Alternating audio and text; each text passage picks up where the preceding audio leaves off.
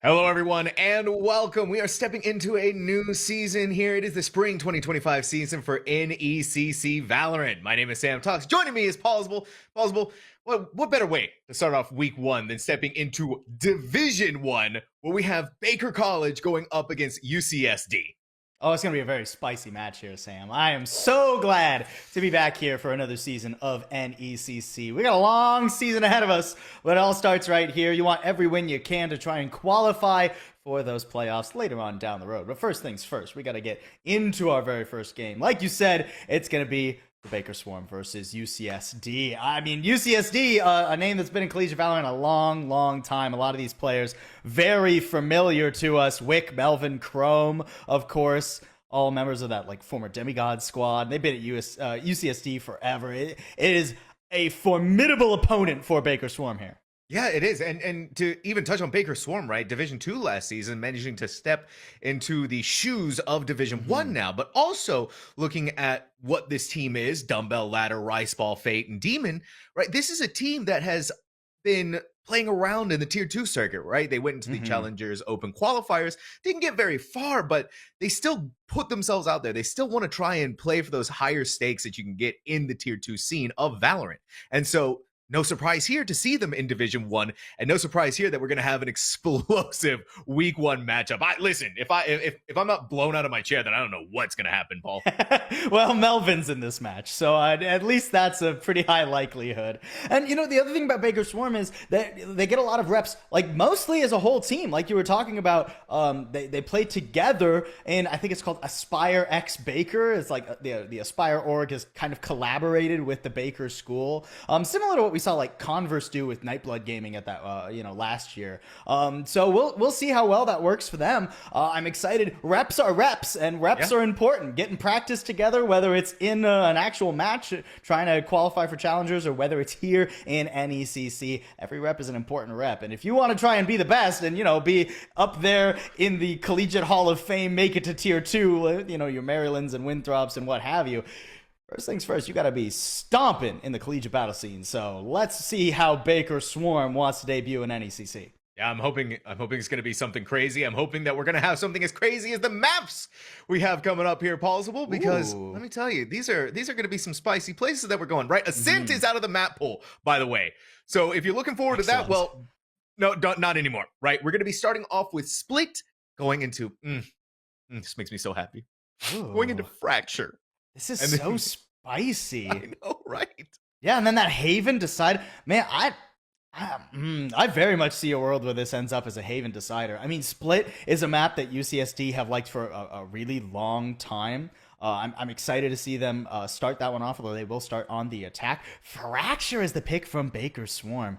There's been a lot of, if you've been paying attention, especially to like the VCT circuit, teams have been cooking up a lot of different strats that isn't necessarily always something that transfers to collegiate very quickly though, right? So I'm wondering, are we going to see like those Teos coming in? Are we going to see like, those like Vice compositions coming in, especially like a map like Split and Fracture, multiple Sentinels rolling around? I'm very intrigued as to what comps we're going to be seeing, because I think that'll tell us a lot about the current play styles of these two teams. Exactly right. We're kind of getting spoon fed our first taste of what the the atmosphere of how these setups are going to be, how the agent composition is going to be looking. And like you even mentioned, the latest agent of Tejo has really been shaking up the atmosphere in cataclysmic ways, right? It's been shaking up the meta where you don't really know what's going to happen. And maybe, like you said, we're seeing out of the VCT circuit, being able to translate it here into collegiate. If one team is able to successfully do that, if one team is able to look at, the Sens or the Leviatons of the world, who knows what can happen, right?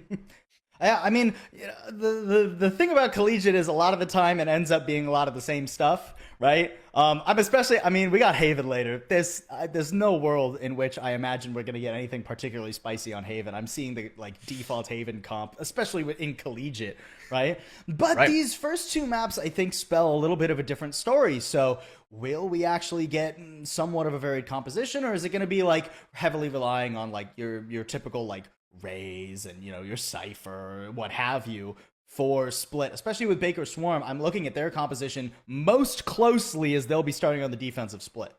Yeah, and even talking about the just nature of how Split works and some of the things that we have been getting out of this map, right? It's still Hmm. kind of that map again where you're seeing some of that Tejo play come in, but not as much as you would get out of something like Fracture or some of the smaller maps like Yeah, Mind.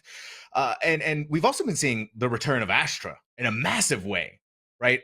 Especially on the very bigger much maps like true. what we could get out of Split. And so having the return of her and the possibilities that she brings when it comes to her post plant denial, when it comes to setting teams up for actually getting onto the site itself, and even the pseudo sentinel role she kind of fills in as well, right? Being Hmm. able to delay pushes out long enough for the team to either regroup or even just holding down a site by herself. I mean, we're seeing teams now sometimes even just foregoing it and saying, all right, Astra, you just do it all. That does require a level of teamwork and team play, though, that you need to be coordinated on at its utmost Yeah. efficiency. And for our Division One teams, we would expect no less.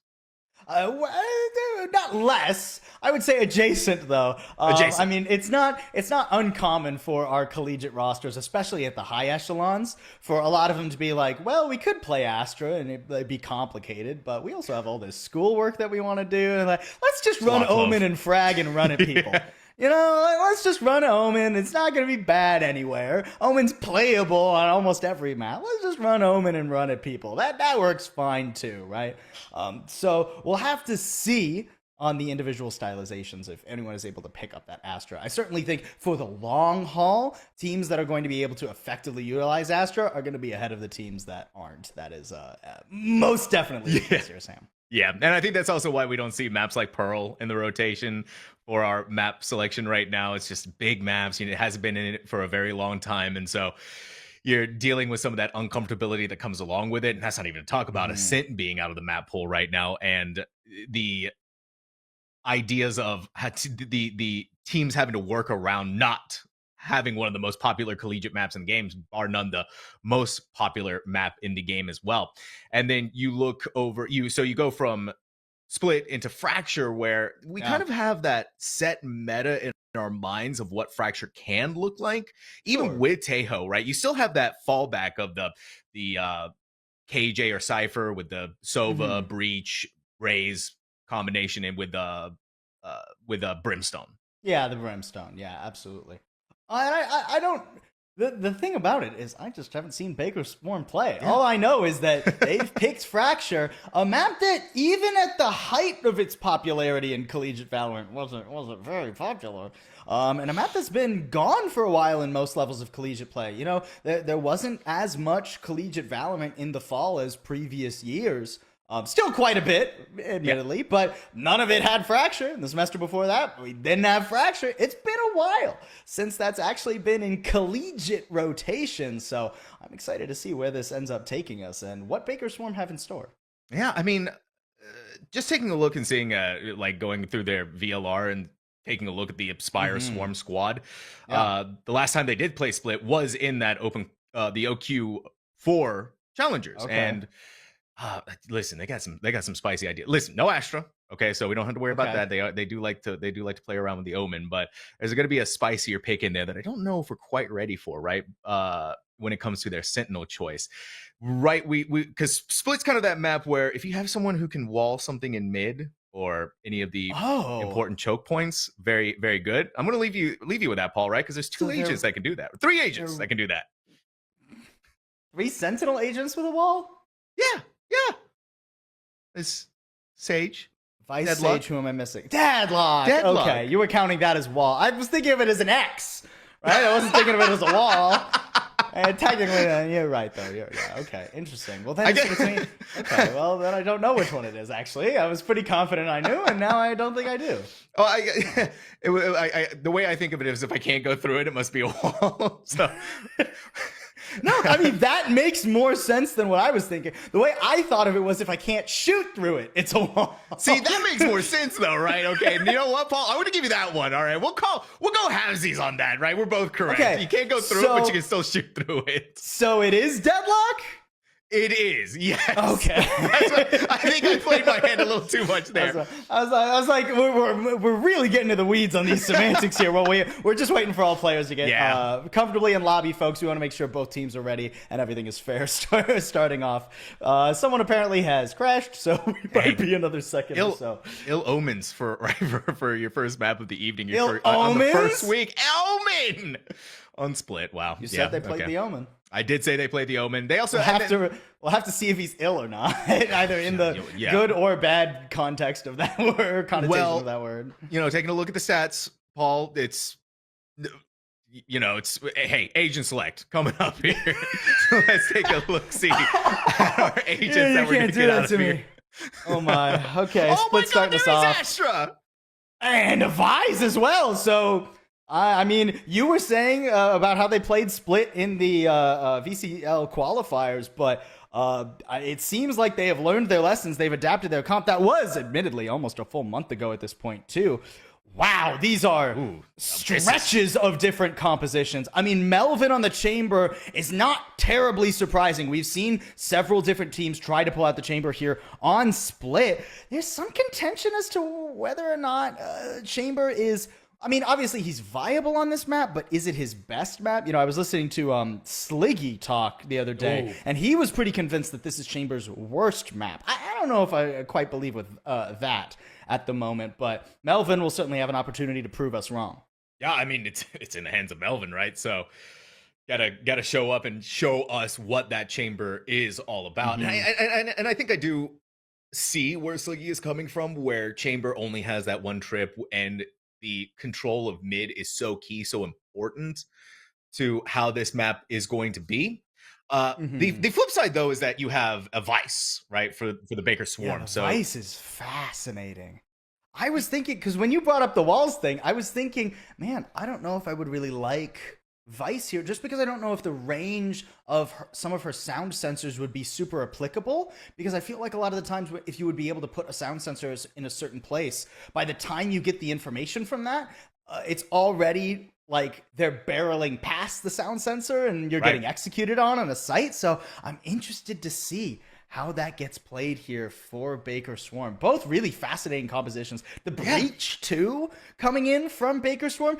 Look, I'm going to be honest. I'm not a huge fan of Breach on Split these days. But I think there are pros and cons to it. I think a lot of the lines are a little harder to hit, and you have to be very well coordinated, which is not bad. It's just higher skill ceiling to execute properly. Yeah, I couldn't agree more. And that's kind of the problem with Split and Breach, is that scaling up as a team where Breach kind of needs to still hang behind, because you're thinking of a lot of different places that you could use Breach's fault line, right? You're thinking of Heaven for both sites, or even trying to use it up B main or something like that. It gets very difficult to successfully use an agent like that. I am looking at Baker Swarm's comp, and it's just a nightmare of flashes. You're not going to be able to see anything. I mean, you've got Yoru, Vice, and Breach all on the same team. That is so many flashes. That's such an aggressive composition. I'm expecting a lot of either retakes or, look, you can see 3 players all set up in mid. They were hoping to get some noise, Baker Swarm, as we start out on Split. UCSD headed elsewhere. Yeah, right. You have the entire group of UCSD Gold that was all up in B main, but met enough resistance, that one poison orb, enough to deter them away. But Melvin is already putting this Chamber to great use. That lurk coming to massive fruition and has slightly chipped away at the defenses of A, making another fight on their hands. Oh, so close. 13 HP. They successfully get away, but that's where low-key Cow able to bring them up 1. I mean, that's a huge pick, too. The Viper was trying to creep. Contact. Ooh, Chrome, gotta be a little bit careful there, buddy. That's some information, at least, and he can cut that off, but UCSD, they're gonna struggle a little bit as to where to actually play through. Chrome gets pinched, and nobody trades him. Actually, Demon getting another pick on the low-health Melvin. I mean, it was a headshot either way. But now you're basically forced to go sight. I can only hope that Wick has a smoke, and it doesn't seem like it. Doesn't. CSD, I think, bit off a little bit more than they could chew here. I just don't see a world where Frost gets this done. I mean, that helps, but no dice. The world was slowly coming into view before it threw itself out, right? One shot each with the classic would have been enough had True. the shots been able to land from Frost. But UCSD kind of just got, I think, right, they got the first blood from Melvin, but Fate not dying on A, right, did so much damage to Melvin when they TP'd away, 13 HP. Did the same thing to Chrome inside of Vince. So even though they didn't secure the kills, it was enough for the rest of the team, for Baker Swarm, to see themselves through this round. Yeah, the pacing from UCSD with Chrome trying to capitalize and get through mid to assist Melvin, but Melvin had backed up, and then Chrome stuck in vent. It's just a little disparate. Whereas Baker Swarm, they did an excellent job playing together. This is probably going to be a jump peek from Dumbbell. Ooh, actually goes for the fake smoke and some spam. Dumbbell didn't buy up either. It's actually a pretty light anti-eco here for Baker Swarm. We're looking towards seeing them want to get that win, but this time Melvin has their revenge, right? They are doing this A-lurk by themselves. They are this rogue element that so far just hasn't been good enough. Oh my God, Melvin! How do you keep doing it? It's just not fair. Yeah, that's the Outlaw, though. Don't want to take too heavy of a fight with that.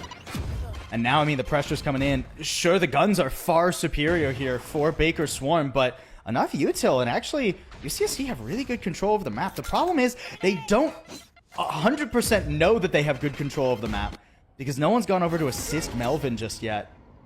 This is cheeky from Dumbbell. Oh, he will be heard. No way he gets away with this. Somebody clear this, please. I beg of you. There's no way to come out of that. This is where the breach is coming in, right? They set him up with the pop flash, but Dumbbell's classic is just not hitting properly for them. Here it comes with the judge. Flying in with the speed of fury. Now Rice Ball is stuck in the back. Has to be careful with the Bulldog. Very valuable weapon. Oh, clean headshot there, but traded out by Low-Key Cow. We're running low on time. Less than 10 seconds, but just enough to make it happen. There it is. The Outlaw switch over to the Ghost. Ooh. Frost through the wall. UCSD gold. Striking back in the anti-eco. Wow, and there you see the power that pick Melvin gets can have over on A. I mean, dealt a lot of the damage there. The only reason Frost is even able to get that pick at the end is because of some of the damage that Melvin dealt earlier. I mean, it was a wall bang with the Sheriff. Sure, it has high pen, but that is still tricky. What a flip there from UCSD. Just not afraid to fight. That's one of the things I've always loved about UCSD. Because they got guys like Melvin and Chrome, they're not afraid. They're so mechanically sharp a lot of the time when it comes to their aim that even guns down, they're willing to go for something. Speaking of, Baker, not afraid to go for something themselves. I mean, this is so many flashes. If you're not ready, but it seems like UCSD are. They're thinking about this. They've considered it. Wow. This is just a meat grind. Frost 3K? That's massive, right? They have their ultimate now. The Seekers are online. And really, at this point, you could just save that for the next round. It's just ladder moves all alone. And you saw how many players dip out of there? Oh, ladder. You saw the tip of the Outlaw barrel. But, yeah, it was just a classic. Switch over that Bucky you had in hand. Well, and I'm wondering at this point, how much is Melvin going to be able to get away on this default lurk through A main? I mean, it's every round he's changing up the pacing ever so slightly to catch them off guard. You could tell Ladder Moves knew that Melvin was hanging around somewhere, but he took so long going up ramp that Ladder was looking for him elsewhere. That's why he pulled out the classic. He was like, man, is he just holding like A main or something? He's changing it up, and even here we have a little bit of a change up. It's not Melvin on the lurk anymore. He's gonna peek his head out B main and fake like everybody else has gone over toward A. And meanwhile, Low-Key Cow is gonna be the one to take up that lurking mantle. It's a 1-1-3 inside of mid, trying to take their chances and fight off here. This is where Sky's power comes into massive handy! But Faye couldn't get the gate crash out in time. The TP not working quite as well for the Yoru. It has been their chamber, but there is a silver lining here where there was a trade. But Frost is so quick on these engagements, right? We saw the 3K last go around, and now we're seeing the Seekers pop to figure out just where the remaining players are going to be hiding. I mean, they know there's 2B. It's just a question of whether or not Ladder Moves can win this fight, and that's such a hard fight to win. You have no idea which part of the vent that head is going to pop over from. I mean, it's just guaranteed what? Surely he can't get a second. Okay, Low-Key Cow stabilizes and the spike will be recoverable. I worried a little bit there. This should be UCSD again. We're all over the edge of our seats. Dumbbell by themselves, a 1v3. Spike is going to be planted. I think the call being made absolutely to just save your weapon. You're in dire economic straits, and this has just been UCSD playing phenomenal Valorant in just, like you said, the pure mechanical sense.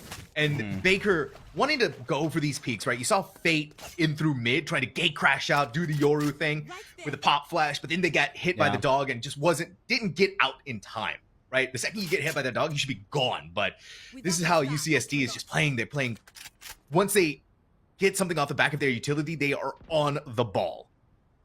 Yeah, and I mean, he was caught in animation. He was trying to go. I think the unlucky timing there is like he doesn't know the Trailblazer is coming through, which might be like a comms issue. I feel like he should have been able to hear it, that it was at least up. Trying to timing off the Trailblazer is rather bold. But either way, UCSD, an excellent first couple of rounds. And I mean, they've already got, because they flipped that second round on their head, so much money. So much money. Not so much the case for Baker Swarm. They're on the precipice of some really important ults, though. If Ladder and Demon can manage to get an early pick here, I could see a world where they try and flip this for a Thrifty, invest some ults. Especially if you manage to get the Vice ult, because then, I mean, you know, hey, everybody in the lobby has pistols then. It's a fair fight. You know what? You bring up an excellent point. Fair fights. Let's see how fair this fight is going to go this round, right? Melvin, Scene, they know what this chamber likes to play with. They wanted to go for a swing of their own, but Melvin has different ideas of what fate entails for themselves as they continue. Wow. Streaking a rampage onto A site, completely opened it wide for the team that went in through Vince to come on the site. But it doesn't matter because UCSD is winning a war across all fronts. And I mean, at this point, Baker Swarm just need to chill a little bit. I think they're getting a little bit too greedy. When you don't hit that first trade onto Melvin, you need to leave because you don't know what else is coming for you.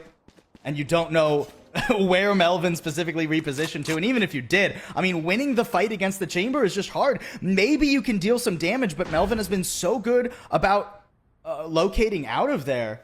I mean, teleporting out. There's just not really a world where you can 1v1 him, and unless you're going to invest heavily enough to 1v3 him, it's going to be really hard to trade. And this is one of the problems, I mean, with running the Vice here, it's harder to just set a Sentinel up on A and leave it alone to play the retake. We actually haven't seen really much of a full retake from Baker Swarm at all. I mean, in this round, they don't really have the guns for it either. Wick, you maniac. You absolute loon. What was that? All right. Paul, I just saw the UCSD playbook for that round, all right? We'll just press W and left click and see what happens. Yeah. That's how both of those final kills went off. No, but I 100% agree with you. I think Baker Swarm is just being far too aggressive for the playstyle that they're running into, right? Melvin has won every single lurk engagement, every single round. Doesn't matter if they're on A or B, they're walking away with something every single time. So instead of giving it up to them, just keep an eye on like common angles that they're coming from. And look at this. Now Fate is holding the op. So he's going to go up against Melvin in mid. I mean, wow, that is the quickest ramp control I've seen in a while. And Fate feels pressured now too. No, you have to. Wall has to go. I mean, it has to go up. You can't let Fate get swarmed by someone sneaking through, and Dumbbell doesn't feel confident enough to actually hard poke that angle. And I don't blame them. I think this is that tepidness coming into fruition, right? They're just being careful, they're playing smart, and they're not going over aggressive. But still, see moments like this where Loki Cow completely caught off guard and Melvin wins the engagement against the operator in mid. Right, there's a small silver lining for Baker with one frag, but that's only one player from UCSD. Where B has fallen, they can go on site, they see that it's empty from the Trailblazer, and the wall is up, so there's no noise that can be communicated over to Baker Swarm. Yeah, Cosmic Divide, I mean, that is the freest B site I have seen in my tenure casting Valorant. There's not much hope for at least a plant denial. Spike is planted now. Rolling Thunder available. Expect Baker to go for this. They have to use their ults. The game is getting away from them. A 3v4. Potentially winnable, but someone needs to clear Melvin out of heaven. And no one is. Dumbbell's going to make so much noise. With Melvin finally realizing that, hey, the Astra's here. Let me go ahead. Now it's cooked. Rip their head off. Yeah, it's cooked. And you've seen the call to save being made again for Baker Swarm. You have these two ultimates. You have to find the right time to be able to use them. You have the Vice's ultimate. You have the Breach's ultimate. But it's not going to do you any good with the amount of players still alive for UCSD. So again, right, UCSD is not only winning these rounds, Paul, but like you only lose one player to make it happen. Maybe two here, right? Maybe 3? And even if they lose, I mean, none of that money matters to UCSD. It was worth going for ladder moves as weapon. Yeah. UCSD, they're living on trust fund money, that old money. And they're going to be living on it for a while. Look here, I mean, you don't even really need to pop the ult here, if I'm going to be honest, Melvin. Finally, we do get the timeout called from Dumbbell. I think this is well timed. Any later, and it would have been kind of egregious. Need to try and recover this defense. I do think that the defense is going to be where Baker Swarm's composition struggles the most.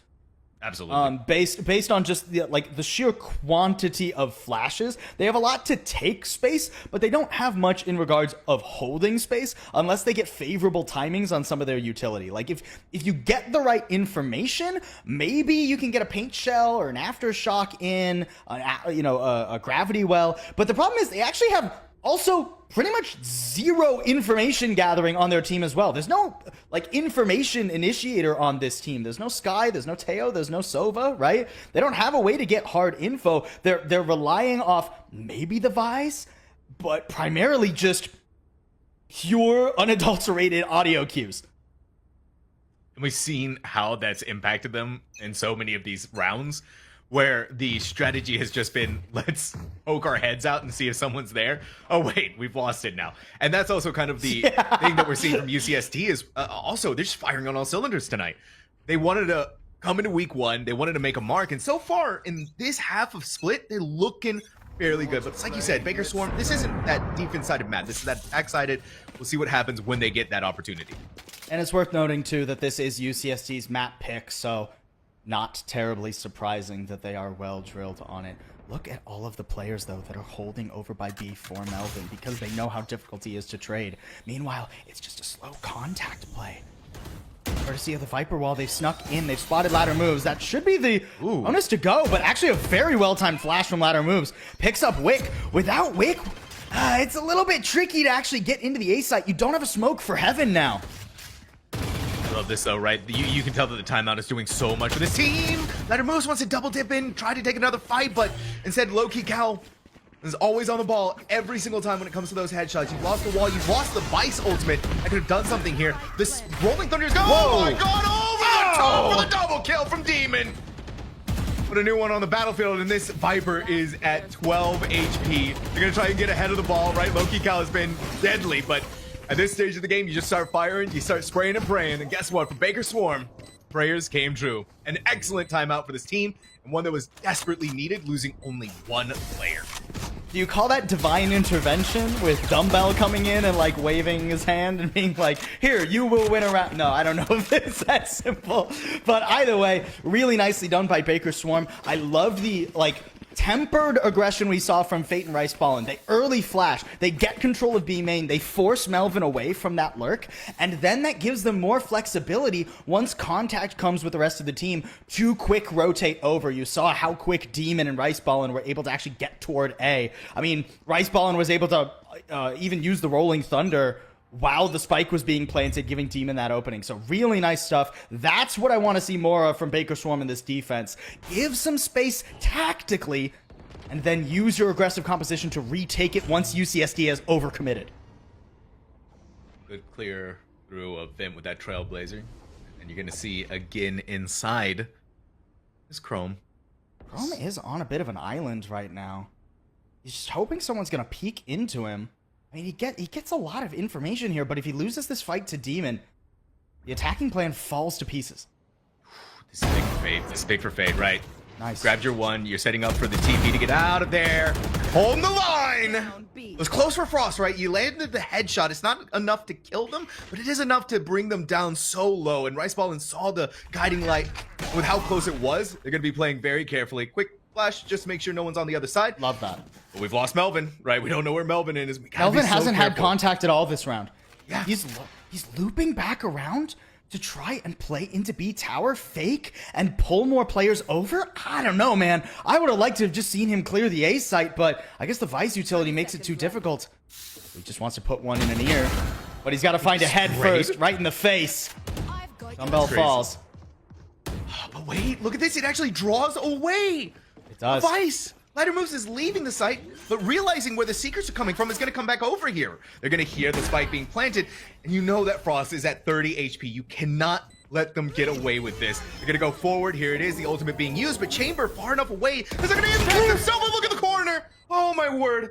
I got scared for just a moment, but the spike is planted for Melvin. They could go and take this fight. It's right in front of them, right? You look over towards heaven. The flick just wasn't quick enough. Rice Ballin is going to see Baker Swarm safely through another round. It's a nice effort from Melvin, but Baker Swarm with another very favorable engage. I mean, the work that Fate is able to do in B main. And again, that fight into tower, Chrome left completely on that island. Yes, Chrome trades, but a trade's not good enough. You can't afford to lose heaven control if you want to plant B, especially since Wick falls in the fight in B main.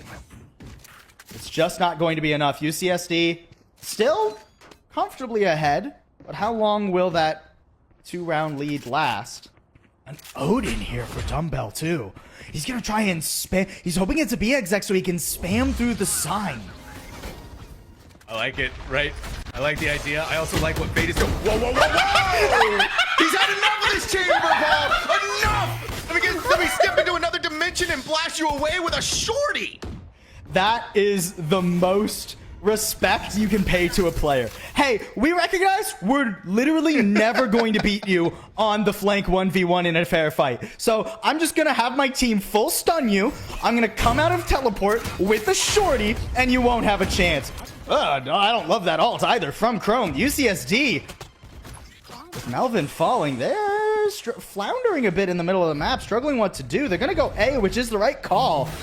But man, the timing on this flashback site could be nasty. I mean, oh, there it is. The Odin finally able to put its tally on the leaderboard here. Fate still on the other side, but guess what? Rice Ballin is waiting too. They make their swing, get rid of Chrome. Another fight is going to happen here, but now it's down to the 2v3. Spike being planted. This is a very tenuous engagement. There is the Cosmic Divide, but really not an ultimate that you're going to find much value with out of this situation. Of course, you have Wick and Frost. Both of these players have been doing so much for UCSD. Finally, the regroup of the team is here. The Odin to be the first one to spray, and Demon holds their ground and blows it all away. Baker Swarm, ever since that timeout, Paul, it's just been round after round after round.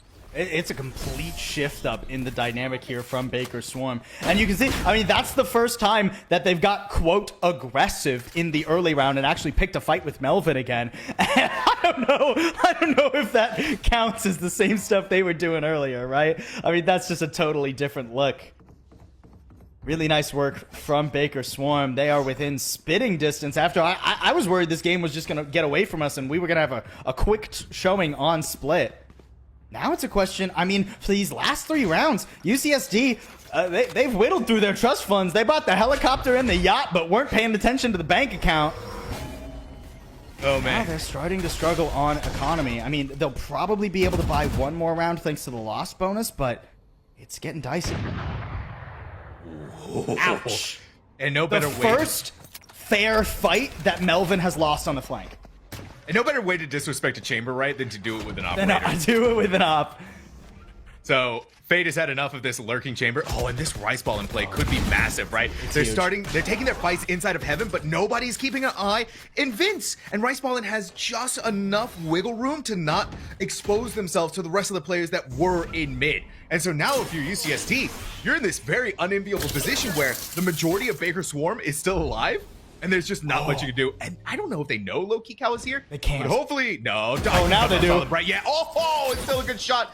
Down to 92 HP. The regen shield's going to give them some room to work with, but Ladder Moves always loves throwing them away into the closet. This is Baker Swarm tying up split. And even with the cheeky tech there from low-key Cow to get around the util set up in B main, even with the opportunity to get essentially a free pick on B main, I really think UCSD have just been kind of floundering in the middle of the map. There hasn't been 1 round where UCSD have gone mid that I felt confident about. It's usually Chrome way out ahead of the rest of the team, nobody able to trade him. Even there, I mean, why isn't there a smoke vent? Information. Excellent. That's what I like to see. Yeah, UCSD's got to be watching their back. Otherwise, it's going to be them looking at themselves in the mirror because Dumbbell It's going to shatter all expectations and give Baker Swarm the second pistol round of Split. But now they need to figure out the ways to be able to convert that to the anti-eco. Baker Swarm, I mean, they if nothing else, morally, they have the morale momentum, right? Not morally, morale. There's a slight difference there. They've won 6 of the last 7 rounds. That's gotta feel good, especially going into this anti-eco on the attack. I mean, trying to play the defense with pistols on Split is nightmarish. I don't envy anyone trying to do that either. You do have Melvin with the Headhunter, right? But there's only so much a Chamber can do when you have demons staring you down with a Phantom. Oh my gosh, we have this Expeditionary Force too. The Demon is just holding this line. Good shot though from Chrome with the Sheriff. That's a nice headshot, but it's still just gonna see them back away and Rice Ball and picking up the Phantom from the Guardian. Nice shot there from Fate. Outlaw doing its work against no armor.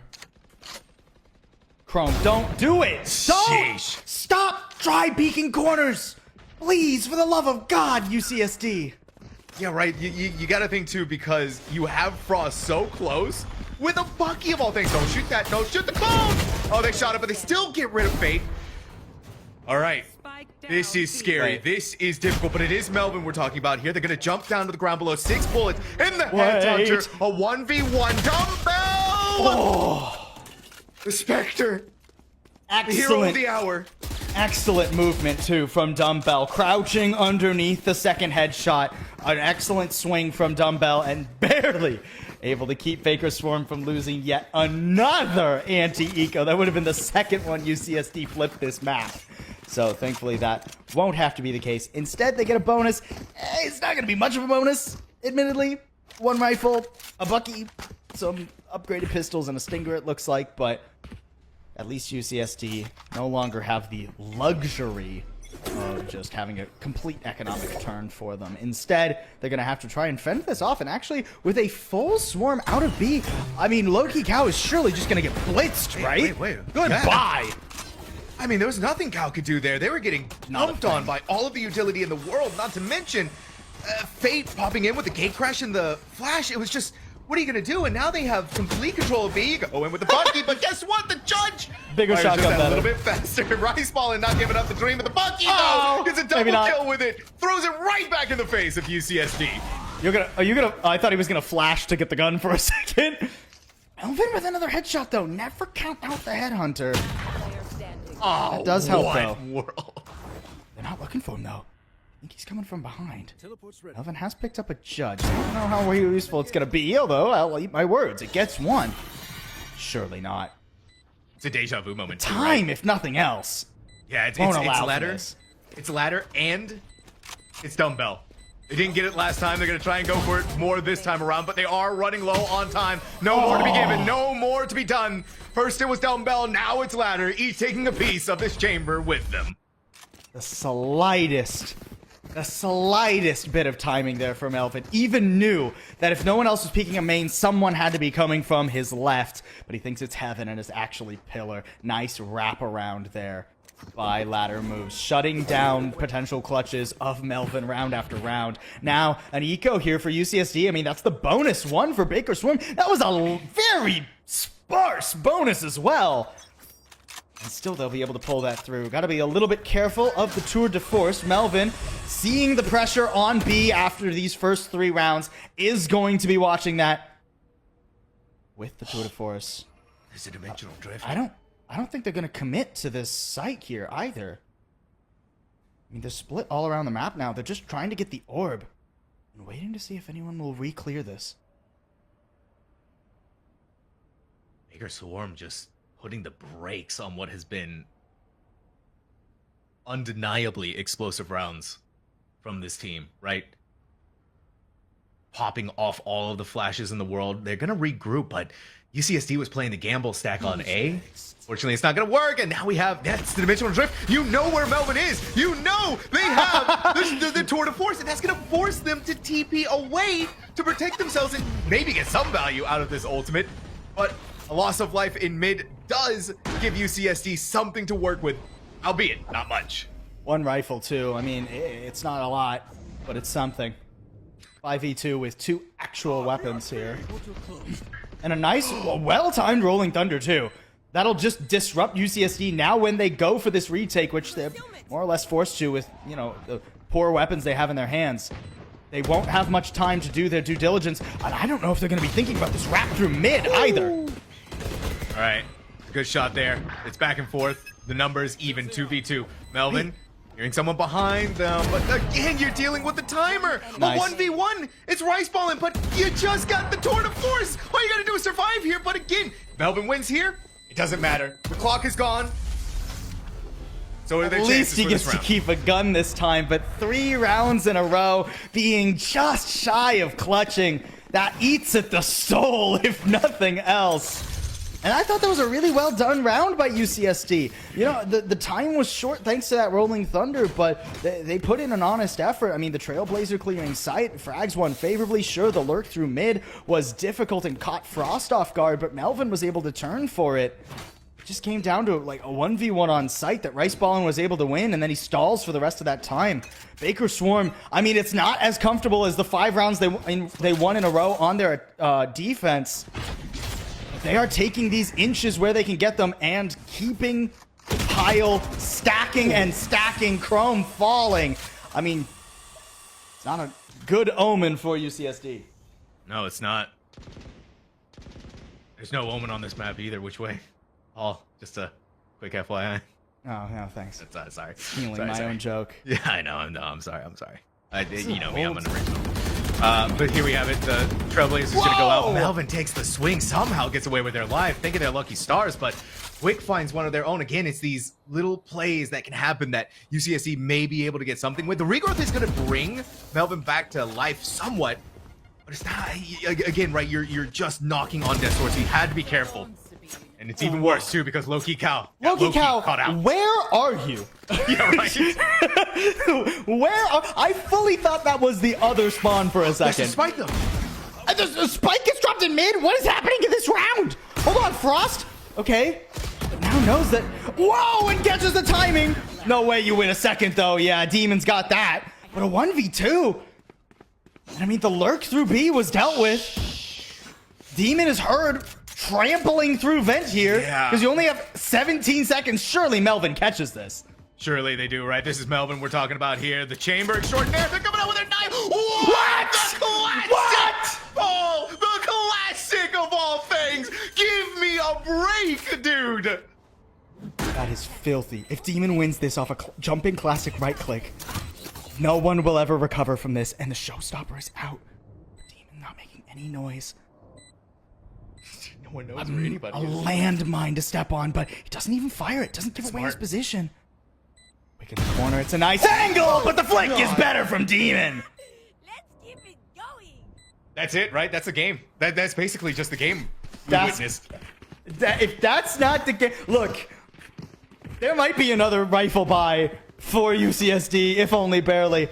Mentally losing that round, that chaotic round, that round where Loki Cow pushes out into the enemy spawn, and at the end of the round, Chrome gets a jumping, flying right click from heaven onto Melvin. Mentally, if I was playing, I've checked out of the game. Thankfully, the UCSD players are way better than me. Their mentals, their fortitude, much stronger. So they will try and take this back, especially since it's their map pick. And they haven't really even put a round up. Like, other than... Yeah, no, actually, not at all. On defense, they haven't put a single round up. Not one. Not one. And then let's not forget either, right? It was 6 rounds in a row for Baker. UCSD wins 1. And then it's just been a runaway series here of a defense half from Baker Swarm. UCSD, we just got Frost. He's going to be shoulder. I mean, he's dead. There's no. Okay, all right. They're holding for the jump peak. It's signed, sealed, and delivered. They went for the jump peak, but Rice balling. The aim, immaculate. We were singing the high praises for UCSD. Well, Baker Swarm, they deserve a medal of their own right now. I love this pivot, too, from Baker Swarm. They're not fully committing to B yet. They don't know if that's what they truly want. They're going to wait for their Vise. They're going to wait until they have everything they want to set up because they know even if there's a rotate, they have to have someone out in mid. Low-key Cat will clear it now, so that does bring more people back over. Wick managing to get on the site. I don't know if I want to play on site against this many flashes. I'm going to be honest. And here comes a Visalt too. This is tough. Yeah, Wick gets out just in the nick of time, but the same can be said for your Rays. Ladder moves, keeping an eye on the flank too. Out comes the showstopper. But again, like you said, it's classic. And that range, well, Melvin, I hope you enjoyed that operator, because not much more you're going to be able to get out of it other than the final player you took down with it. Baker Swarm, this is a confident stride. And Loki Cow, I mean, unless there was a UI glitch, Loki Cow had a rifle. Why are you swinging that with a classic when you have a Phantom in your pocket? Bizarre stuff from UCSD on this defense, unfortunately, and I don't think they've been able to catch up with the pace Baker Swarm have been setting. This has been a tough second half. I mean, even the first half, I mean, they went neck and neck, sure, but it was a tale of two quarters in the first half, if nothing else. It's just, I don't know what happened. And I really haven't seen a single round where UCSD felt like they had a specific plan to go for. You know, like a lot of these rounds, it's just people holding defaults and hoping they'll win gunfights. And if you lose the gunfight and you don't have a specific plan for after that, you're gonna run into a problem. And even here, Loki Cow's in mid. Sure, this is a cheeky spot if they don't clear it. But do you think that Chrome is gonna be able to cover you? That's not a 180 angle. There's no player B main. If you get flashed, you're done. Yep. Okay. I mean, good attempt here by Loki Cow to get away with more than they should have. Rice Ballin will fall, but again, that's just one player. That's just you breaching. You're down below. It's the shorty again. The shorty. Frost all alone, all by themselves, all on B, while all of the action is happening on A. Spike is going to be planted there, and now it's down to the 1v4. At least the Seekers let him know that the Spike is on B. Oh. And it's not even far enough. It was too far. It's not going to detect anybody. That's the problem. And Fate, with the operator shot rung and heard throughout the world. Baker Swarm, 13-6, map number 1. Just timeout diff. No. Timeout diff. After that timeout, UCSD won one round. One round. And it was just the round where they waterfalled B, like through B main, and just caught Baker Swarm off guard. Every other round since that timeout, UCSD lost. Unbelievable from Baker Swarm, truly. I mean, that game was not looking good for Baker Swarm. Melvin was completely diffing them. Baker didn't have any sort of control of the map. They were getting completely off guard. And then one little timeout, and Baker Swarm never put their guard down again. They bullied Melvin every round that they could. They sent shorties and stuns and everything his way. And they just kept... It was a game of keep away from the rest of the team. Just little skirmishes, not really letting the team ever get full control of anywhere, not letting them go for full executes comfortably until they had already lost important utility. Beautiful fighting, beautiful game from Baker Swarm. That's just map 1, but that was UCSD's map. So if that's how the split went, Fracture, I don't know how I feel about that one, Sam. Yeah, Paul, listen, I don't know what happened in that timeout, but I need to know whatever motivational speech that was given out by someone. I need to get that in writing. I need to like tape that on my fridge or whatever, because to go from the half that you were having to a almost flawless performance from that point on is just it's a spectacle to behold. And so was that map number 1 of Split, 13-6. So we are going to go to a short break, right? We do have Baker Swarm up 1 on UCSD. If they're able to take the map of Fracture, that's going to be your week 1 victor here, looking at Baker Swarm. So UCSD, a lot on the line to make sure that does not happen. Find all of that out and more after the break. It was like a dominant first piece of Split for the Demigods until it fell way to a Baker Swarm, just whatever. It was decimation of UCSD gold. And so now we take a look at our next map of Fracture here, Paulsable, to see if maybe the tides can be turned. But before we go into that, we do have some stats to take a look at from our previous map. And I mean, these stats are going to sing the story. Obviously, Melvin did phenomenal, right? As an individual player, and Frost certainly getting in on the action as well.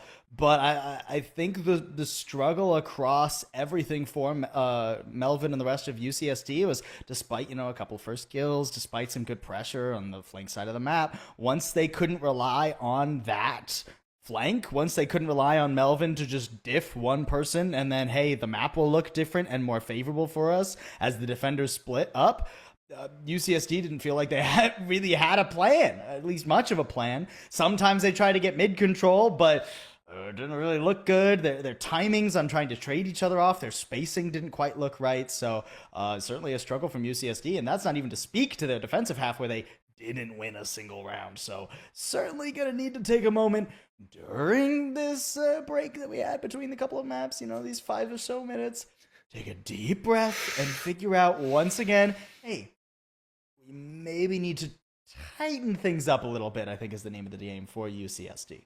Yeah, it was looking at that performance coming at the very beginning moments of split towards the end for UCSD was just, man, the script got lost somewhere in there. That confidence, that explosiveness that we had from that team at the very beginnings just fell off completely to the wayside. And again, on their own map pick. And so you see how the Baker Swarm performed on that map. You see now they're going into Fracture, where I'm sure, right, this team threw all conventional agent choice out of the window for what they've been consistent with when it came to the map of Split. Now setting their eyes on Fracture, who knows what we could possibly get out of this team. I mean, we talked a little bit about the Tejo and how prevalent that he's been on Fracture. I wouldn't be surprised if we get that look from both of these teams. I wouldn't be surprised if they're really trying to stretch their wings here in week number 1, getting out of that comfortability and really setting themselves up for success as the season goes on. But for Baker Swarm, they're looking so strong. They're looking so immaculate, and they're looking so very well practiced in a lot of the different moments where they need to win rounds. And their comp on Split, at first looked a little bit funny, but it did look modern, if nothing else, right? They're running the Yoru, they're running the Vice, a lot of these more modern picks that, very successful teams have agreed, if you are coordinated enough, will end up being extremely successful. I think of the Sentinels currently in the game, I think the most oppressive one is the Steel Garden from Vise. I mean, obviously there's Lockdown, but Lockdown has a lot of counterplay around it, whereas Steel Garden, it's just run away. That's the only counterplay. And if you're running away, great. That means the ult did what it needed to. So I think Baker Swarm certainly looking up to date. They're looking classy, and that again, that timeout they took, I gotta wonder what Dumbbell was saying to him. Dumbbell, someone with a long history of experience coaching different teams in Valorant, right? Has been coaching one squad or another throughout the echelons of the tier 3 kind of scene since 2021. So dude's got his reps in, if nothing else. So makes sense that Baker Swarm were able to benefit off of his advice there in the middle of Split. Yeah, and again, you're talking about reps, right? The Aspire Swarm squad, that is rep after rep. I mean, you look at their VLR history, and that is stacked to the gills between tier 3 tournaments, playing inside of challengers, OQs. This team is just putting themselves out there over and over and over again. And that team cohesion, right? That timeout, that comes off the back of understanding each other, knowing what needs to be done, how the ship needs to be tightened, and everything that needs to be fixed. So we're going to take a look at Agent Select now, going into Fracture here, Paulsable. I'm ready to be blown away. That's it. I'm hoping to see Melvin on a duelist. Oh, wait. But I think it's going to be Chamber again. Okay, it's Chamber again. Ooh, I like this comp from Baker Swarm. Actually, I like this comp from both. Wait, is that a mirror comp? No, not quite. The difference of the Neon versus the Rays. Interesting. Neon, obviously, a lot of teams have fallen away from that Neon since the nerfs that happened a couple patches ago. But it's not that Neon is unplayable. We saw a couple of teams in VCT. I think it was Evil Geniuses, if I remember correctly, running that a little bit. Or no, maybe it was it EG? Maybe it was 100. I don't remember. Anyways, it has reared its head a couple of times, but it has certainly been more sparse. Although, if there was a map to play Neon on, I would assume Fracture would be one of the more viable. No, I couldn't agree more, right? Small map, the fast lane able to get maximum value on these tighter corridors. And so now we're seeing map number 2, UCSD on the attack yet again. This 3-stack into mid going through Arcade. No, 4-stack rather. In through Arcade, completely catching Rice Ball off guard. Did not know where it was coming from. And so now we get to get a taste of the Baker Swarm Chamber in ladder moves. Melvin is low on their own HP, and they're hanging on for dear life right with this classic. They are right here on the other side of this. Someone clear it out, please. Anybody clear it out. Eventually it does happen, but it took too long to make anything happen. And it sacrifices their life. Loki Cal, the final remaining player, gonna take a couple of bot shots from Fate. Last 7 HP to get rid of here. And once the aftershock is gone, they're just gonna go for the defuse. A clean headshot here is gonna give Baker Swarm yet again a perfect pistol round record in the series. I mean, I thought it was a really well-timed execute from UCSD. I really liked the guided salvo immediately, followed by Chrome just blast packing onto the site. But I think Melvin tried to steal the golden fleece a little bit, greeting. I think trading for one there, trading for the neon would have been okay. I understand. I mean, you see that nobody clears you. You always want to try and hold for more, but rice balling. No, it wasn't rice balling. It was Fate doing a phenomenal job. Look, the breach tripped me up. The Fate doing a phenomenal job making sure that corner was in fact cleared, and Melvin's not able to get anything out of that. And once Melvin's gone, the pin that was holding that post plant together flopped out. Oh, I like this. Oh, and this is aggressive. I mean, do you want to do this with guns? Apparently you do.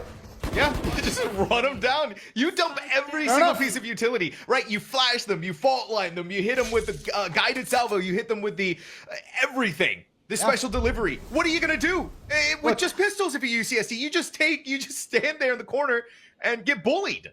I am a timid man, so I wouldn't go for that play. But Baker Swarm, they are not cowards like me. They are more willing to go for a play like that. And like you said, the util.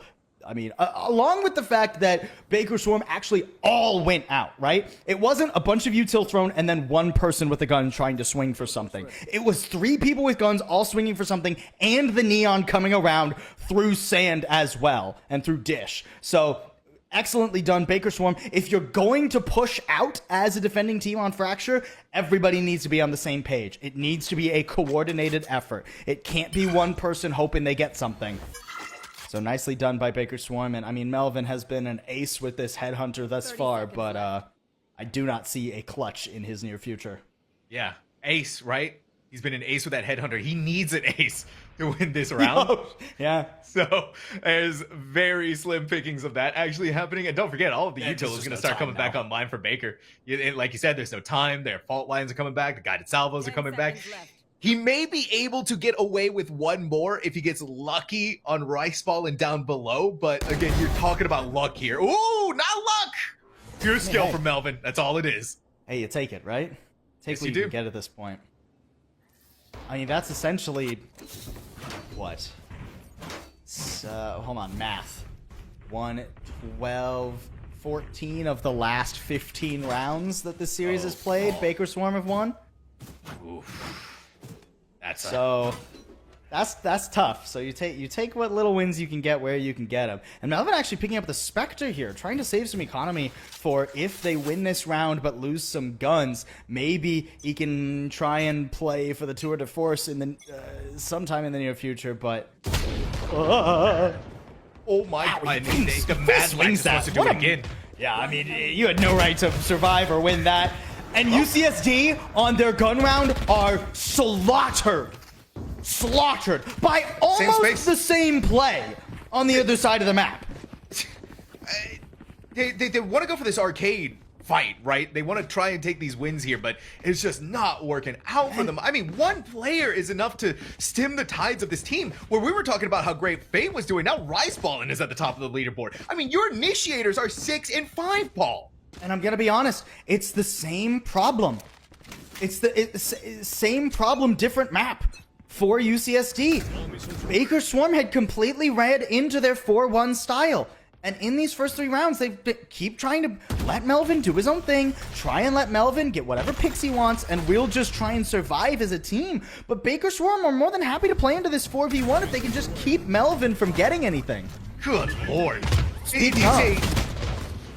A breathing you'll miss a moment. Rice Ballin got a little too overeager to take that engagement. Now we're seeing that happen again. The hailstorm of bullets from the Stinger is just too much for any one player from Baker to survive through. And finally for UCSD, hope in the darkness. Frost, ooh, managed to get away with the gun too. I'd like to see Frost trade that to somebody with a little bit more HP, I think. But I think actually maybe enough guns have been recovered where that's not necessary. Either way, a tricky retake. 2v4, some low health though, and Demon is in. Oh, he's stunned! What a pick! That's got to be painful, right? You got stuck inside of the fault line with a paint shell coming in your direction. There was only so much that you could do there. Now Bait, there's only so much that he can do, right? Surely in a 1v2. Wick stepping up to the plate. 4 kills to make this round finally happen for UCSD in the map of Fracture. And I just want to point out, that's the first round UCSD has won in a long time. And it was a round where they all stuck together on their attack. It was a round where they all stuck together. They all had the same game plan. None of this 4-1 shenaniganery with Melvin hoping he magically kills 3 like he did in the early echelons. And they're all sticking together again. I was worried it was just an eco round thing, but they have realized that they do better as a squad. Yeah, and you're throwing down smokes to give yourself. Oh my God, Evil. Rice fallen. Illegal. There's no way. In what world are we living in that you walk away with 1 through the smoke? Ew. Ew. Let me put this guy on an Interpol watch list. That cannot be something that is allowed by the Geneva Conventions. And they hear it too. They hear the Ultor being picked up, so they know they're just on the other side of this smoke. And Rice falling. You can see the Armageddon in their hand. They want to take this fight. They want someone to come on this side. They want to hear weaponry being wrung out. I like Spider throwing to UCS clear arcade. and it doesn't find anything.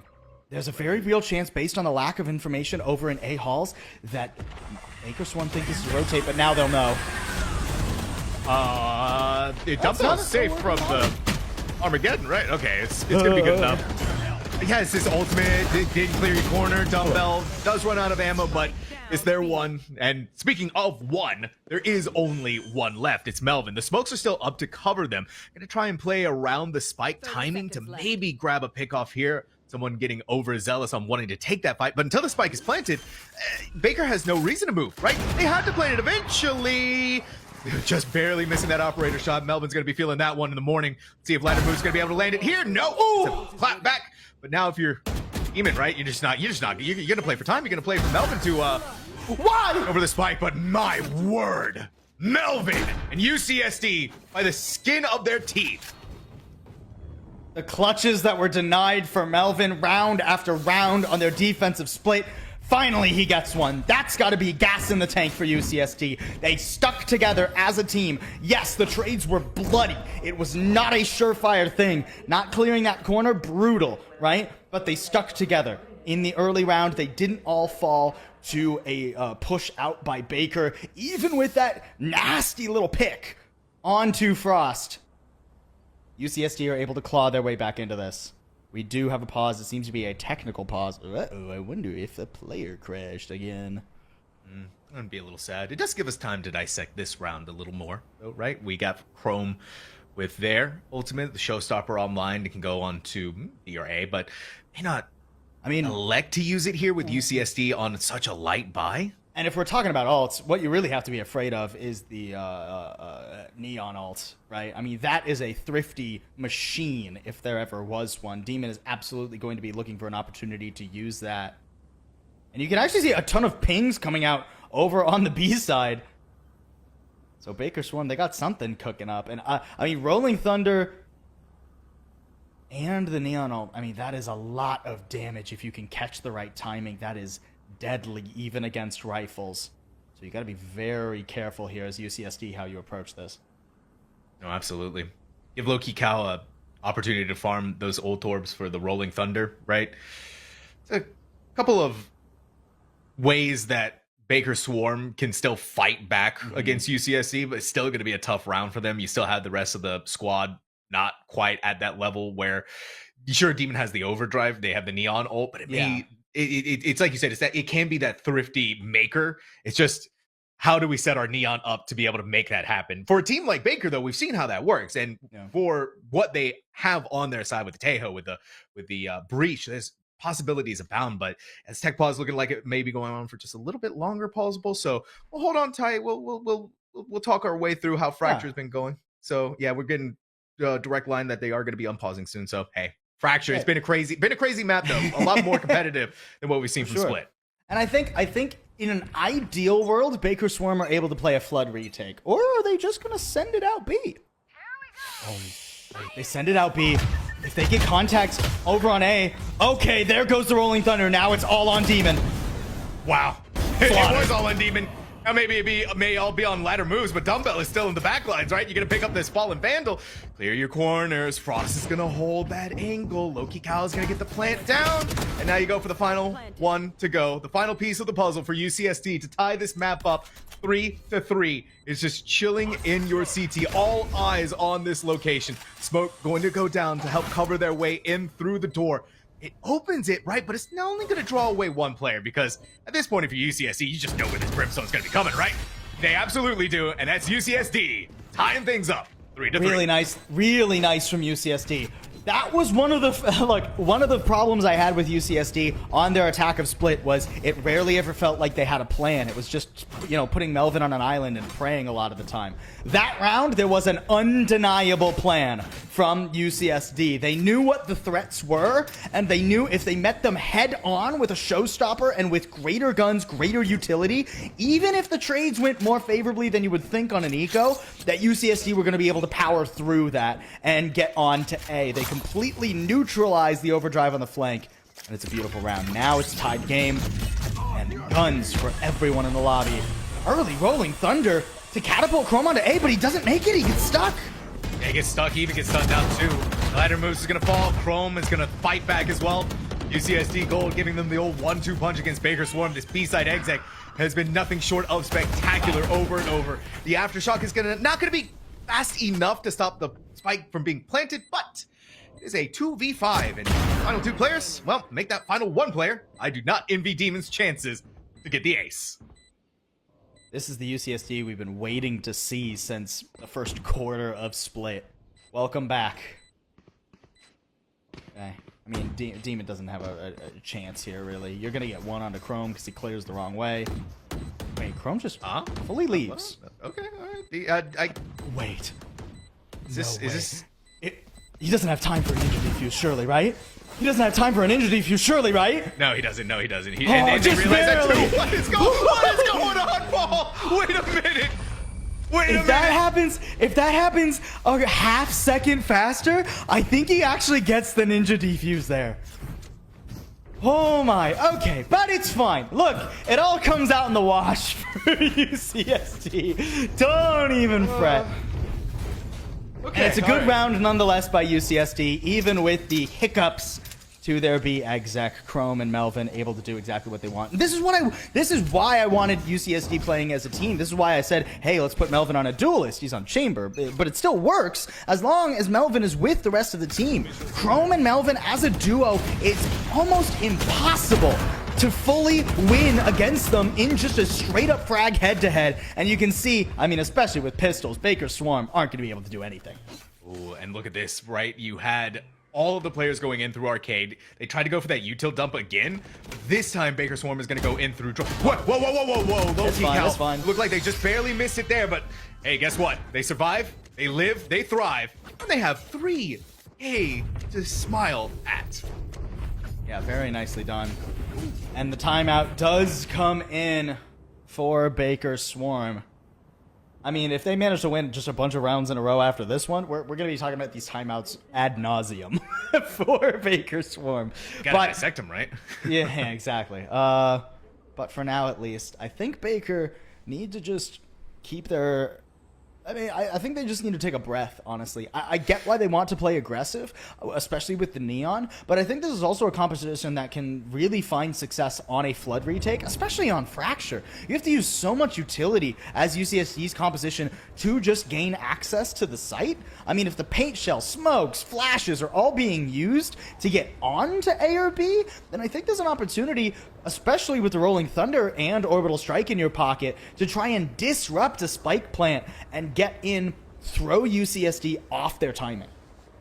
And I think that's what the crux of this timeout is as well, right? Get those ultimates used appropriately, get them, figure out the right timings to get the maximum value out of them, and stand tall against UCSD, because you do look over at what their ultimates are. It may seem sparse, but that Armageddon really can throw a wrench into the plans of whatever Baker was having in their mindset coming out of the back of that timeout. So here we have it, right? UCSD is 2 rounds in the lead. Baker gets weapons back in their hands.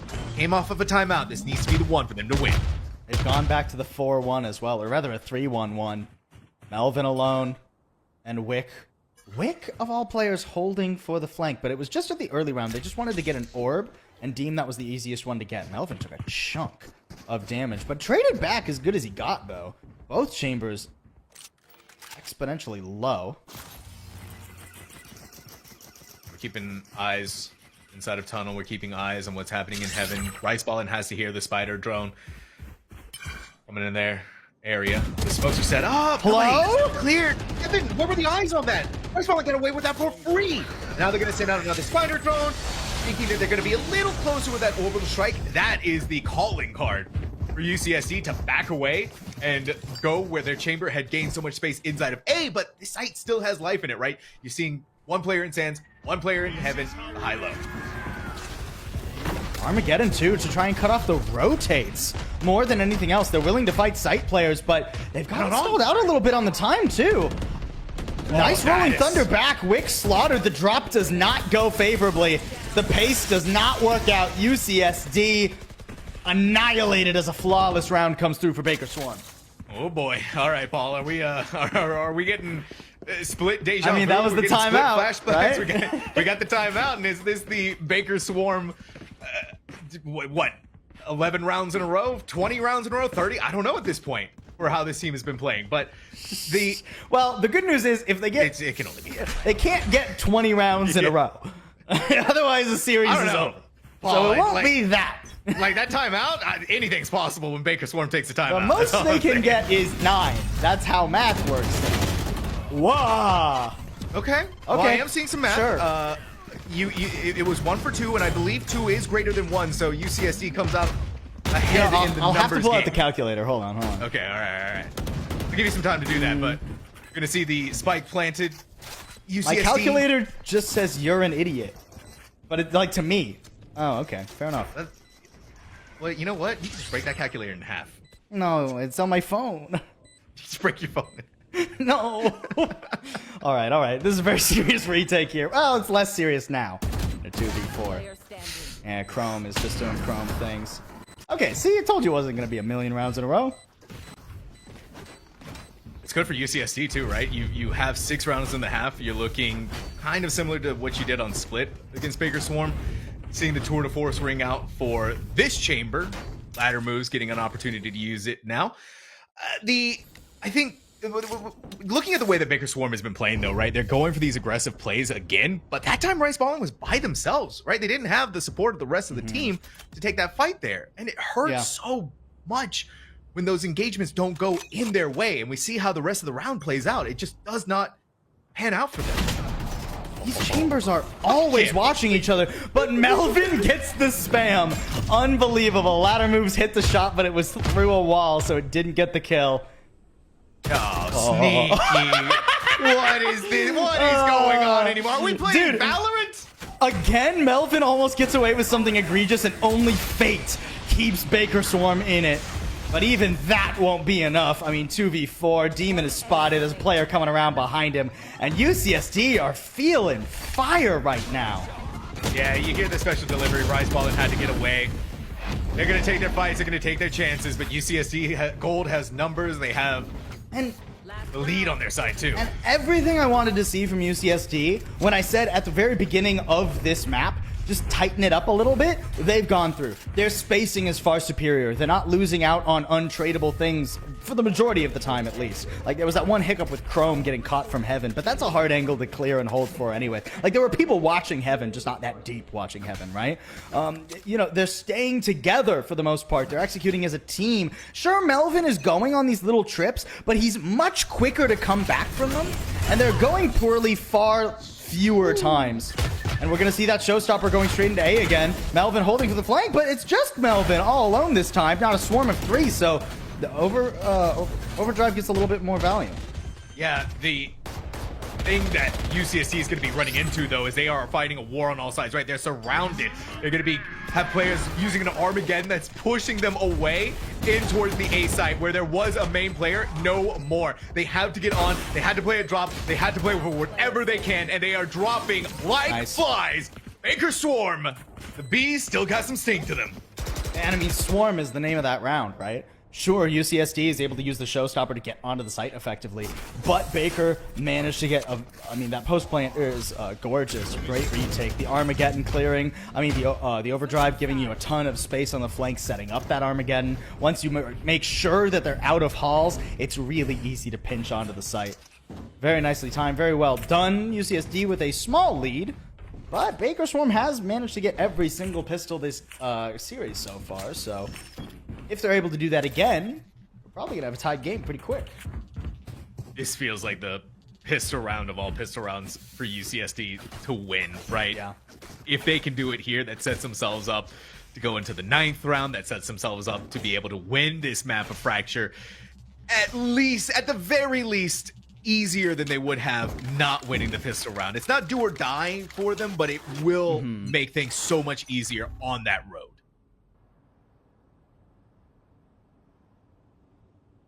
Contact here for Rice Ball and completely alone. He didn't see anyone. He's going to run into more people than he expects.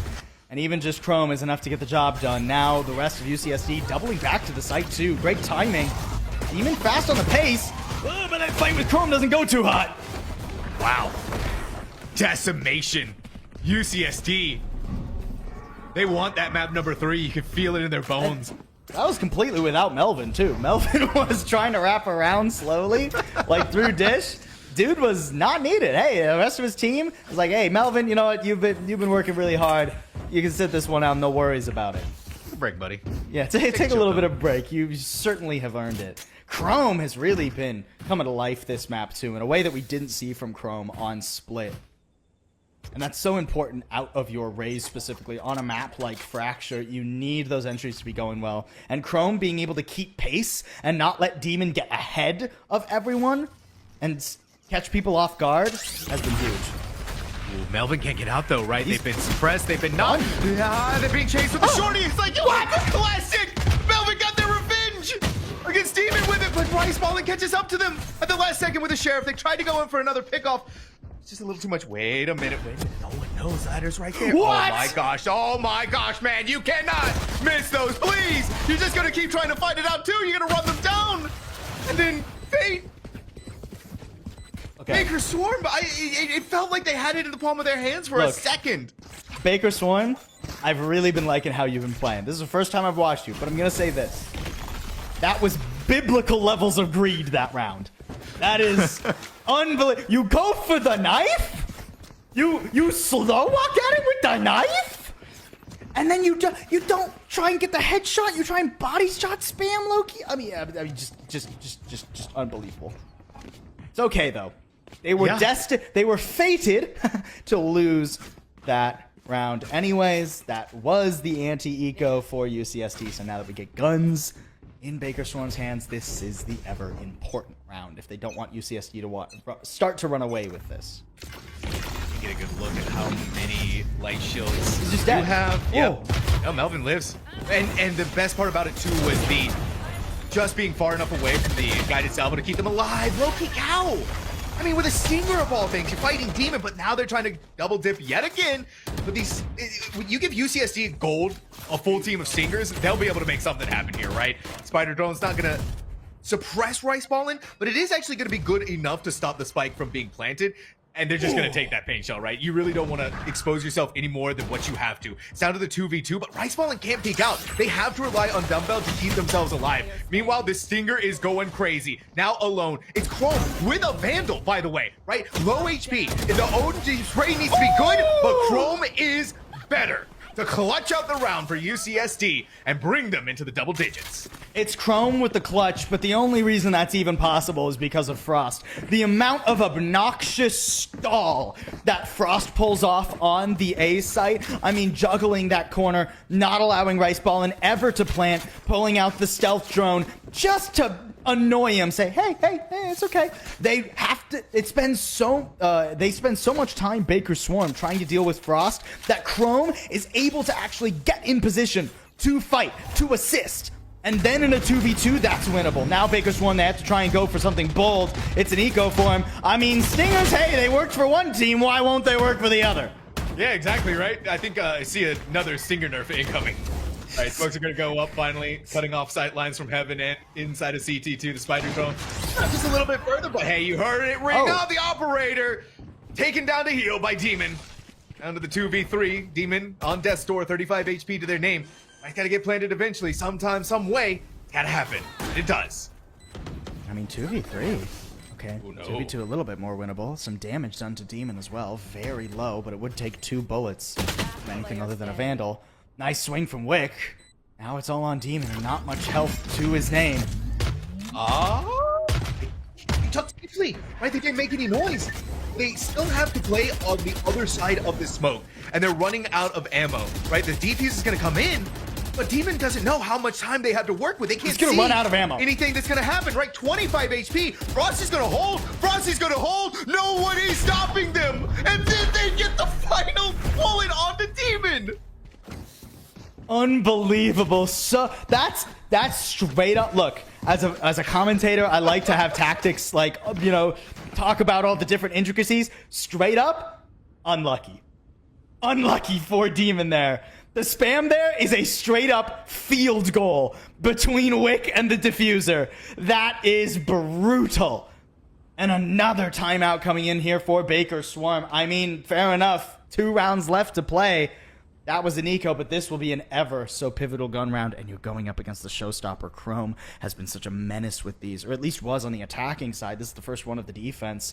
And you've still got the Armageddon to try and contend with, too. I mean, this comp is so difficult to plant against.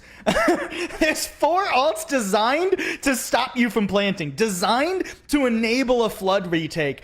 Just figuring out how to get to site can be difficult enough on Fracture. But once you get there, you have so much to try and deal with for Baker Swarm. And if Chrome gets a favorable engage, if Melvin finds something, I mean, that could be all she wrote for Fracture. We could be well on our way to Haven. And these map picks, right, for both of these teams are kind of allergic to it.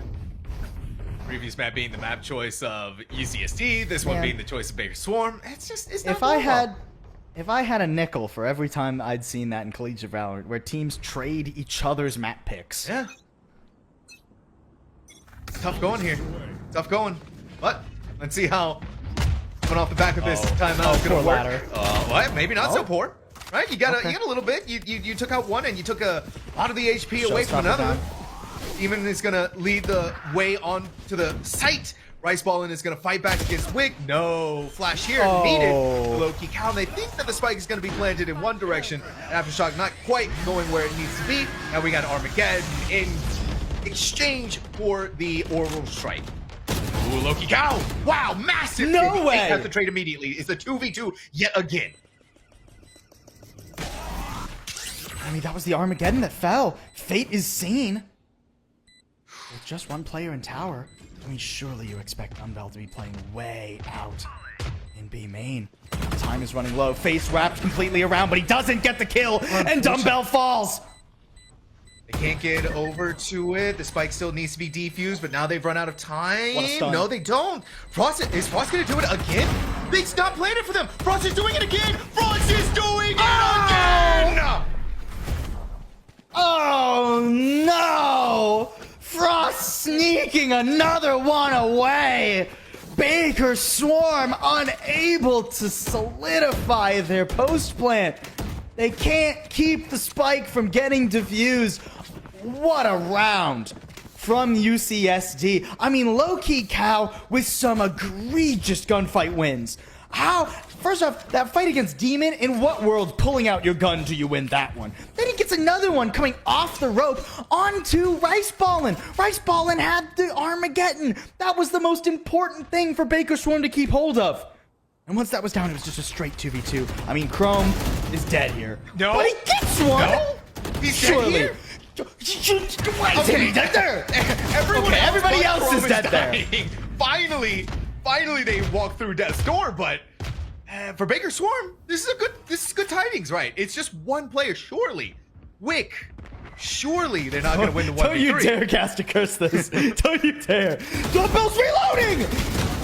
Surely not. Surely with no HP. Wick, a hope, a dream, and all of you, CSD, believing in them. 13-5 on Fracture. Paul, my man.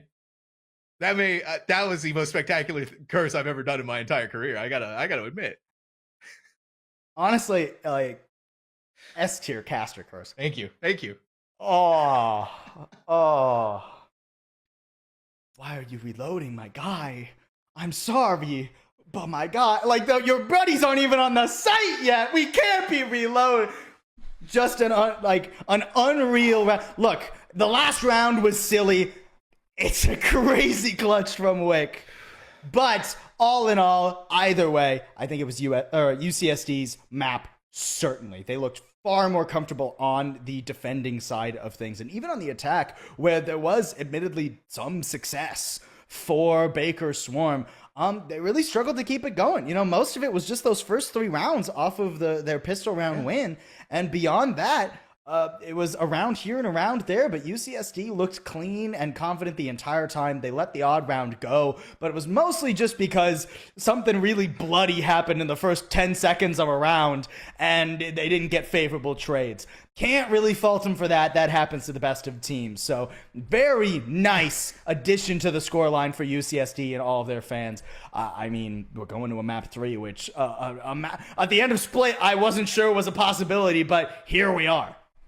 It's almost a complete storyline flip too with what we got from Split, right? Where Baker Swarm completely dominated the so many rounds in a row, denied any half for UCSD going on into their defense. But now we flip it all around. UCSD was like, okay, you know what? We'll just do all of this, but we'll do it 1 round better. We'll deny all of you in your second half for your attack, and we'll redeem ourselves going into our own defense. So yeah, map number 3, Paul, it's on the docket, it's on the table. We're gonna go to a short break, give everyone a chance to recover after the insanity that has been this Fracture map. So don't go anywhere. The exciting conclusion of Baker Swarm versus UCSD Gold is coming. It was a short break because we all knew you wanted it as quick as we can get it out to you. Okay, all right. UCSD Gold tying up the series 1-1 against Baker Swarm on the map of Fracture. Now we get the world tour. We get to go all the way to our final map of Haven, where this is where it all takes place, right? This is where one of these teams is going to take the week 1 dub. Certainly. And I mean, a vastly different map for us to go to for the third one as well. We're going to see the stats from map number 2. I think Chrome coming to life certainly helped. I mean, the dude went 22-10. I mean, all those first kills as well. But the real name of the game for me was just how much more cohesive UCSD seemed as a squad. It wasn't Melvin always on his lonesome and the rest of the team getting chopped to bits. It was, for the most part, I mean, by and large, complete cohesive teamwork. And you talked about the flipping of the narrative. The one thing I think absolutely flipped on its head was UCSD looked like the more planned team, like they had more plans going into rounds, whereas I think Baker Swarm, at least on Fracture, I think their comp looked a little bit more one-dimensional than it had to. I think there were a lot of rounds where, the main concept of their comp was kind of like those neon pushes, right? And trying to get aggressive, trying to go out one area with the neon and pinching onto attacking players. But when those didn't work, I think Baker Swarm really struggled to do much with their composition, which I don't think it has to be a one-dimensional comp. I talked about the Flood retakes. We never really saw a full, actual Flood retake. It was just attempts at normal retakes that didn't quite hit as Baker Swarm would have wanted. But I think it is far from a lost game for Baker Swarm if UCSD were able to dust themselves off after Split. I certainly have faith that Baker Swarm can give us a good third map. No, absolutely. And if there's ever a map that we talk about when it comes to collegiate, it's Haven, right? Outside of Ascent, outside of maybe one other map. It's honestly gonna be even Haven. over Ascent at this point. Yeah. So you're going to look at how these two teams are playing out. You're going to see how well practiced both of these teams are. And I wouldn't be surprised if we're finally going to get away from that 13-5, 13-6 scoreline and maybe into something a little bit closer. At least is what we're hoping for here. And, talking about agent composition, talking about how we see our teams play themselves out. Listen, we got a Tejo for... Okay. Slight variation to the Haven default composition coming in from Baker Swarm. They want to keep Rice Ballin on the Tejo instead of putting him over on the Sova. I think that gives you a lot of opportunity to get a little bit more early map control, but I think considering how big of a map Haven is, I worry that Tejo will be able to provide the same level of information. Being able to rotate, being able to anticipate the enemy team is ever so important. Rice Ballin does get good contact, though, at the very least in his pistol round. Yeah, okay, a special delivery may slow the tide down for just a second, but now you're caught inside of the fault line. You're blinded out, but the rest of the team is already here to give you the fight back that you were looking for. Fight. Oh, so right, Demon. The shot's all over the place. Couldn't land it on DeFrost, the killing blow. Now it's down to ladder moves in the 1v2. This is going to be strong moments here for this Cypher if they're able to make this happen, right? You saw the shoulder of Wick. Like their namesake, just a little bit quicker on the draw. 25 HP, skirting by. UCSD takes a second pistol round. And I think in that round you see what I'm a little bit worried about for Baker Swarm's composition. I think Rice Ballin is going to have to just be face checking to get a lot of information, right? That being said, if he's going to be alone doing stuff like that, I think it is more tenable to do that with a Tejo than it would be a Sova. He, like we saw, the special delivery, tools to slow down executes, and even tools to play with Demon and Fate. You can see them, they're going to set up, they're going to try and get aggressive over an A, down weaponry. Demon's creeping up. All you do is just forfeit control of mid, but that's not even an idea in UCSD's head that they want to go for just yet. But again, it's like you're saying, right? It's all of these players swarming up through A. The good news here is that Chrome only has the Sheriff, right? So it's not the greatest weapon to try and win out in a 1v3 if that does happen. And the drone didn't even see it there. Wow, they're going to back away though, right? You heard the breach flash. Your drone got destroyed. You don't know how many players on the other end of that. Loki Cow not even getting struck. What? Massive. How they finally swarm on the site. Jumbo didn't even realize what was behind them on top of the box. It's Melvin.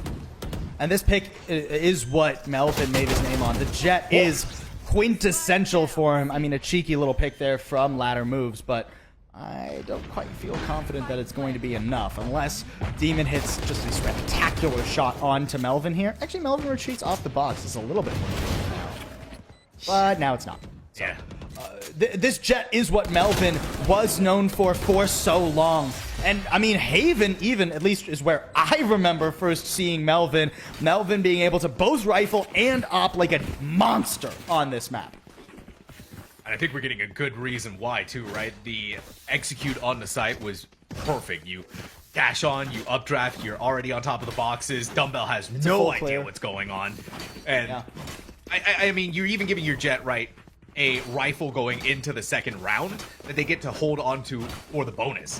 And no one from UCSD, sans one person, fell. So this is a very feasible bonus for UCSD to win against Baker Swarm.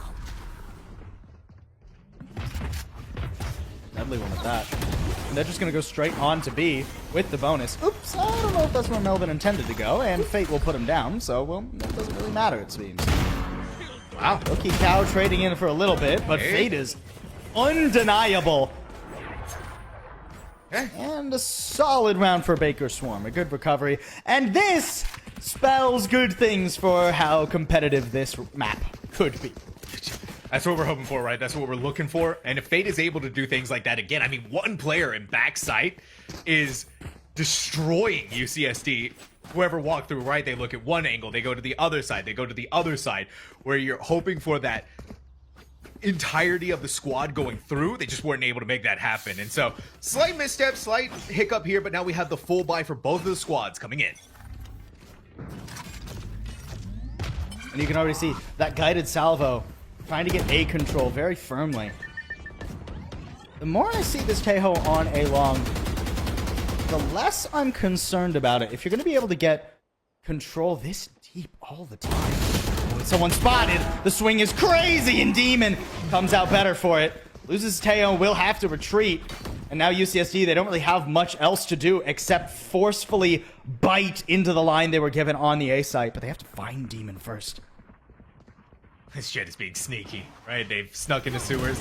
In comes the breach, full HP, tries to flash them out. Aftershock in the back lines. Meanwhile, wrapping all the way in the flank. They may not know any better about this either. And Fate with a wallbang headshot. Melvin is gone.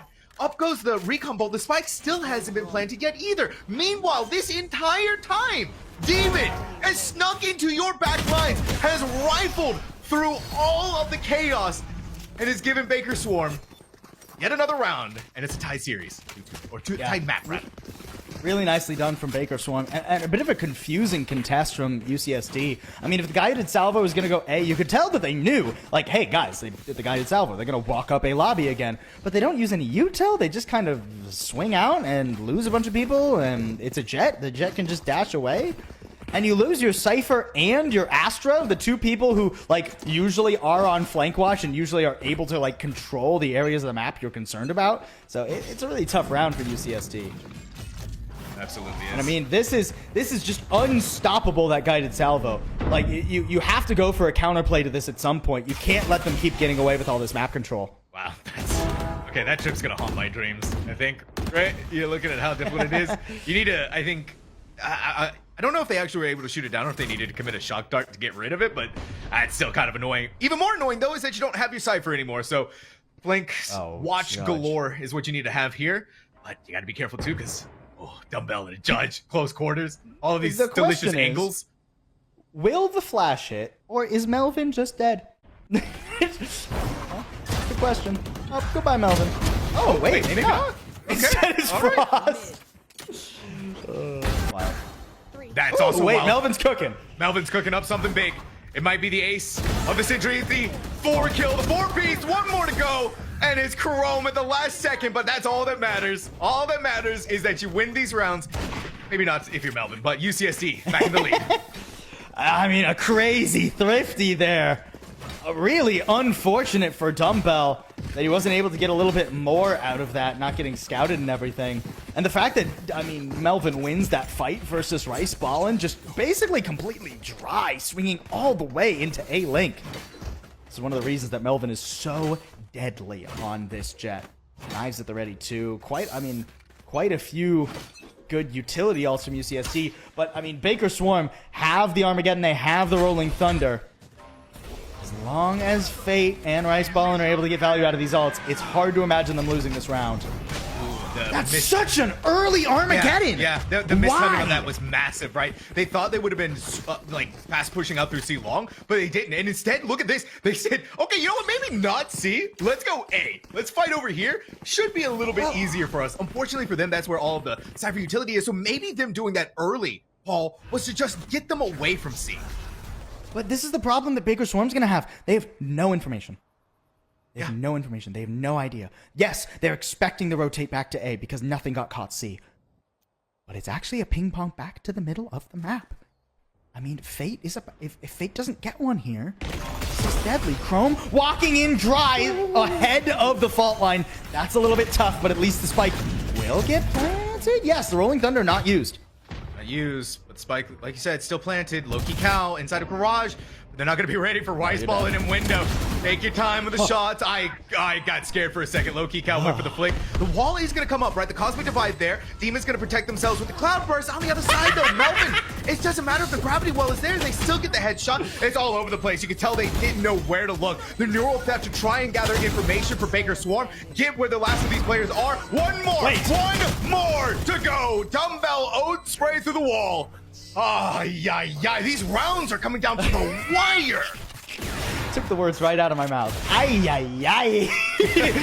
Whoa, man, what? That reminded me of the one really chaotic round on Fracture that we got. I mean, it was a super early ult in C, and then a ping pong around the map, and then unfortunately Chrome is just a little bit ahead of the timing on the fault line. A comedy of errors, honestly, across both of our teams, but Baker Swarm come out of it favorably, and because of that, UCSD, their economy is busted. Yes, the knives are ready, but this means, I mean, they can just go for a really hard hit on C. You just lob the knives in and go for it. Okay, Demon misses that first shot. Let's see if... Oh, that is crazy. Melvin is alive. Wait, what? Melvin dies to the With classic? the classic.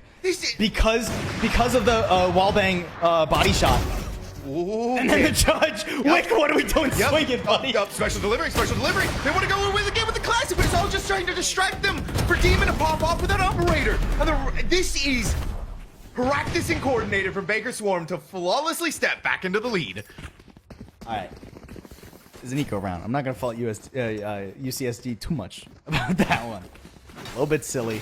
I think as soon as Melvin gets caught there, it's unfortunately over. He's trying to like scale silently up C long, hoping that Demon has fallen off that angle entirely. Not going to be expecting that this round. Instead, UCSD is setting their sights back towards A. The information here is going to be huge, though, because without a guided salvo early, and with that smoke instead, even this fault line, I mean, you just swing out and you realize, hey, they used a bunch of util, but nobody's home. The other noteworthy talking point for UCSD is that they find a lot of success for the spike to be planted on B. They're going B again. Yeah, it's what's worked for them the most times. A hasn't panned out once. C, it was during the pistols and the anti-eco was the only time it worked for them there as well. So now you're going to take your chances here. You're in these close quarters. Whoa. Use the Rolling Thunder, but no one is here from UCSD. That was a brilliant paranoia to plan out low-key count, but everything is being traded back and forth, so the numbers are even. Spike is still going to be planted. Look at this wraparound again. The check gap pass, the Cypher trips, the ladder moves is not going to be ready for this. They are not going to be aware of this. The Spike still hasn't even been planted. It's going to happen on A. I mean, Melvin fully bails out UCSD from this round, going completely wrong, but falls. way. And Chrome is so low. I'm shocked Chrome didn't get caught through the wall there. I don't know how they didn't. It's gotta be some like there a slim save? margin of error. Meanwhile, guess what? Hey, What is our jet AFK? Did they? he DC'd? That's awful. Rice ball. Or is this a save? This has to be a DC. Surely in a 2v2 you would go for this. I mean, Rice Ballin might just do it on his own. No. Chrome only has 6 HP, and he's looking for 2 players. Yeah, and not only that, but Chrome is trying to play for safety, right? They're trying to play for the ultimate. Because they're running out of time, Rice Ballin has to ping that spike and try to get it out as quick as they can. But this is so heartbreaking. This is heartbreaking.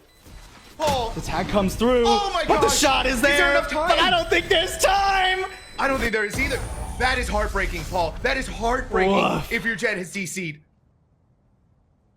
I mean, surely Demon wasn't just thinking someone would swing that, right? Yeah, it's a DC. All right, we're going to see a tech pause here in a second, folks. That is tough for Baker Swarm. Up! And Demon is immediately back. I can't believe it. Woof. Sometimes that's the way the cookie crumbles. I mean, an extremely valiant effort from Rice Ballin. And the brutal thing is, I mean, none of that happens if there's not a DZ, right? If Demon is able to stay in the lobby, you're not going to use the Hunter's Fury if you don't know where the second player is, right? But if you know he's DC'd, then you can go for it. It is. Either way, still guns here for Baker Swarm. So yes, that round was tough. Yes, it felt winnable. And the odds were against them. But they can still make this happen. A tied game with guns still on the table. UCSD actually have a worse economy despite winning that round. All my headcanon is that Demon was holding that angle for the secret 6-man that's on the UCSD squad. Just hiding out somewhere in there. It's the ghosts of Fracture Pass, I guess. I don't know. Holding it in case one of us swung it. You know, one of the casters. Well, good news for them is that I would be gone immediately. Just decimated. So it is tied though 4-4 after what was a heartbreaking round, even through the efforts of Rice Ballin by themselves. That Hunter's Fury enough to throw a wrench into all their plans. Here it is though, big quick pop flash out there. And you know that Baker Swarm is angry from what happened in that previous round. Dumbbells on the high ground. Wait, they didn't see the barrel! They're right below you, buddy! You just need to look at your toes, man! Dumbbell living is unbelievable! All right, I mean that's just a tough round for UCSD, but that's gotta feel good for Baker Swarm. You just lost a round because of a DC, and to come back and immediately flawless UCSD. I mean, what a read on the play in mid, right? The fact that, like you mentioned, UCSD their good old reliable has been the B site thus far. They haven't liked A, they haven't liked C. They've tried them both, and they end up on B over and over again. So just cut them off at the pass. Get them right when they're trying to creep up to B. Don't let them go for the execute. Don't let them catch people off guard. Oh, and God. Melvin. Okay. Nice dodge. Yeah, we just go for well, Wick didn't dodge it. Oh. So you've lost your Astra, you've lost your smokes, you've lost a great deal of odds towards getting onto the site. The open smoke may help you out just a smidge here, right? But Headermove still has eyes in heaven, and no one is going to stop them. And then you even use a rolling thunder. This is just disrespect. Now, right? All right, well, Frost has some disrespect of their own. Fall. I'm hey. Oh, man. User error, unfortunately, Sam. yeah, user... Yeah. All good. Baker Swarm. What a couple of rounds they've had since that DC came back. I mean, really unreal. I'm very impressed, especially with the way that Baker Swarm have just been able to completely read into UCSD Gold. And I think UCSD are biting off a little bit more than they can chew in some of these rounds. You know, I think it was a little bit too fancy to try and beat the guided salvo in a lobby like that, especially with like the fault lines that have constantly been pushed there, right? A little bit too much being done to try and get an advantage. He saw him, but he couldn't quite hit the shot.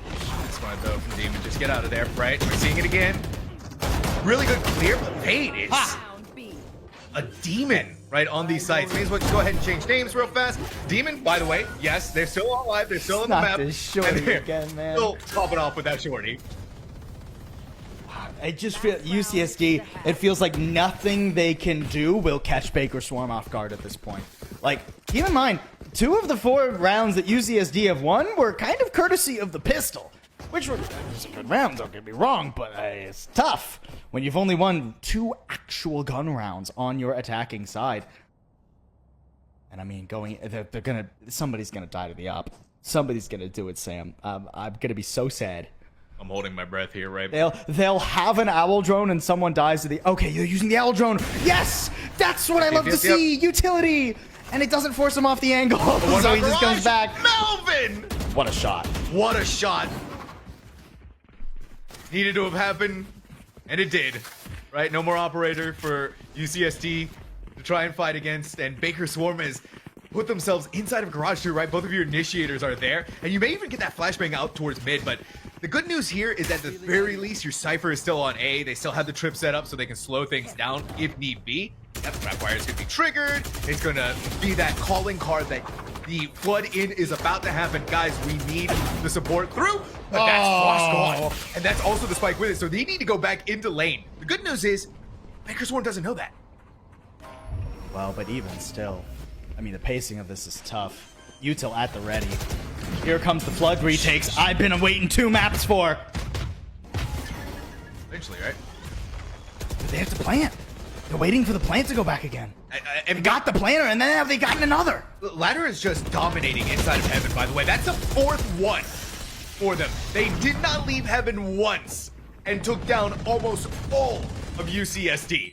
Baker Swarm, this is their half, 8-4. A dominant half from Baker Swarm. And with the way the other 2 maps have gone, and the fact that UCSD have not taken a timeout yet this series. I mean, there has been no more pivotal of a pistol round than here, and now UCSD, they need to start the road to their recovery. And I'm not even sure things get easier for them on the attacking side. I mean, it's only really a slight difference in compositions. Yes, I think the Astra will be a little bit better on this side of the map, but otherwise, I think Baker Swarm's composition is very playable either direction. It's not going to struggle on the attack. If anything, I think the Teo is going to be a real menace to try and hold a site against. And that Cypher's going to find that out the hard way if he's not careful in this pistol round. Yeah, I mean, that Tejo can just blast away all of your util, kind of like a Sova can, but a little less. This is such a passive setup. Yeah, exactly, right? Demon's just gonna walk into the camera. Low-key Cal has nowhere to go except for inside of their cage. But again, you're seeing these jets dash up onto the site. So on the other side, they're using the cage to keep themselves safe. They reload and they want more. It's everything you could hope for from your duelist and more.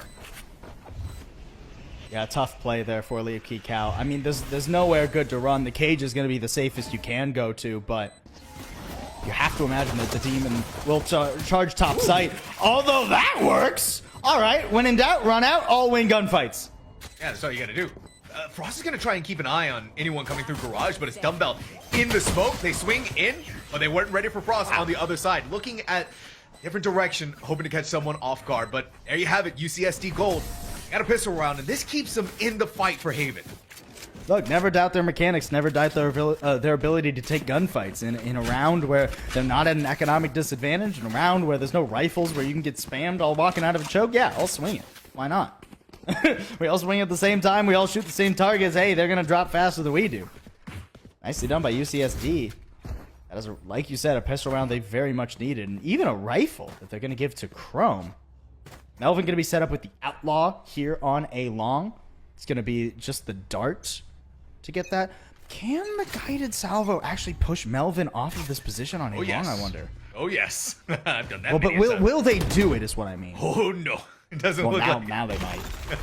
Yeah, they're going to try and play around for that information, but instead of using that guided salvo to push them off of that long sight line, it's just going to be them fighting. And now there's no chance of that happening. Fate wants to go out a little bit further. Nice. You hear the Outlaw, and you already know what's coming. Ladder move had to try and hold their ground. Wait, whoa. Demon.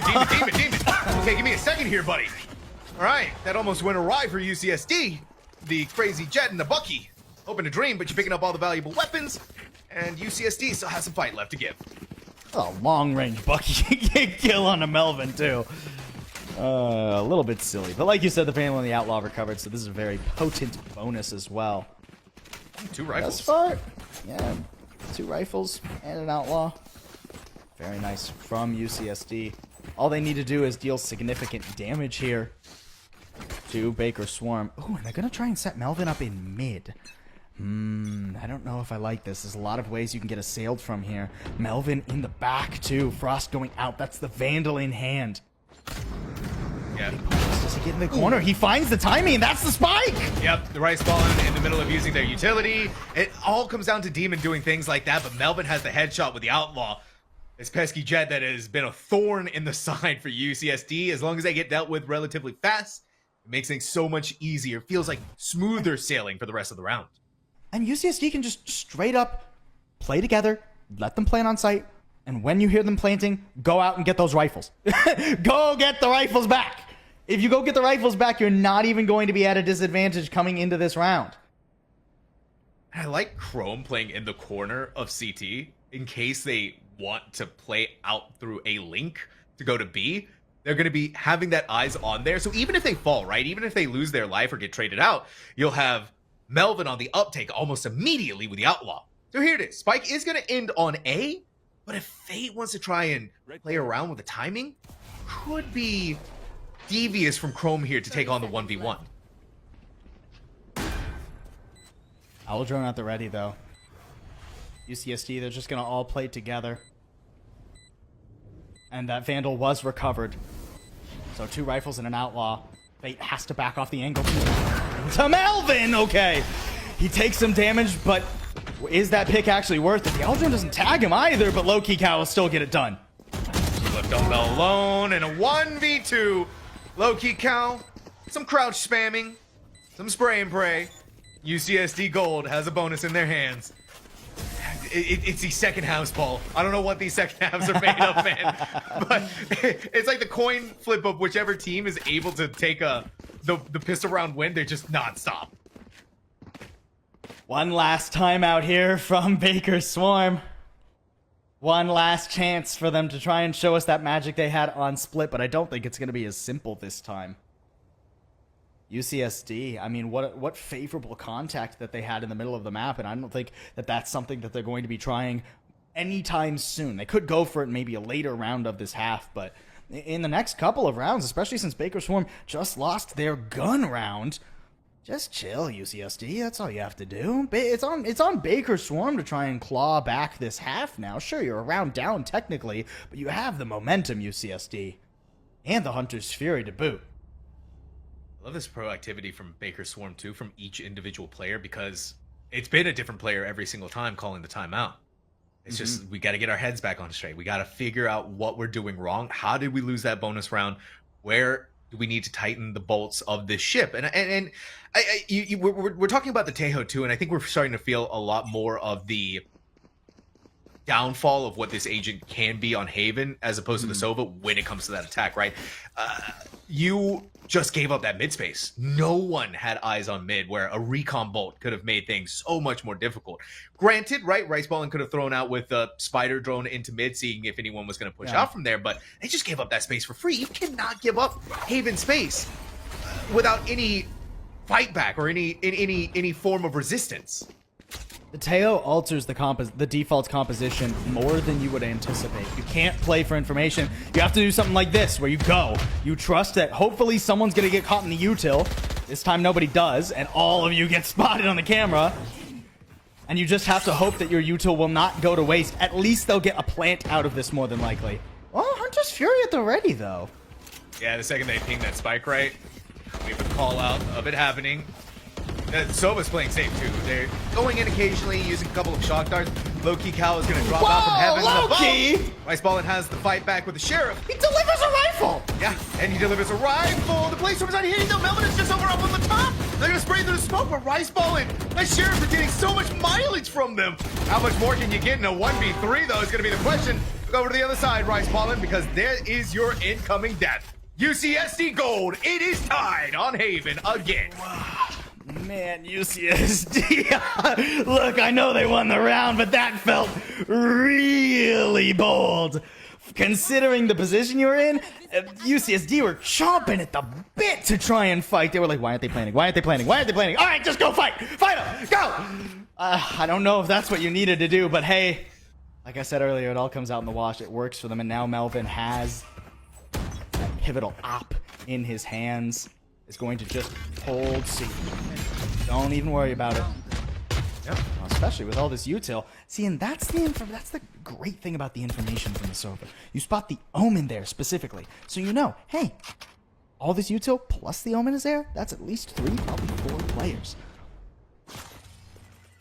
Now they're going to use the spider drone, so now you know the Omen and the Tejo is here, so that's more of information than you could ever be hoping for if you're UCSD, and that's going to be good enough to bring Sova back into this fight. Armageddon at the right possible moment too. That's either going to force them to get off of the site, give it up, and let them play around it. Loki Cow was stunned out for so long too. They tried to go for the fight, but it cost them their life to make that happen. Yeah. 4v5, Baker Swarm for his advantage. Loki was stuck on the site. There wasn't going to be much he could do there, so now that 4v5 for the retake. How good will these flashes be from Frost? How much damage can Melvin deal? He's got an op. Really gonna be able to get much? No, with him falling, with him losing the op there, and not even getting a pick out of it, I think it's gonna be a save.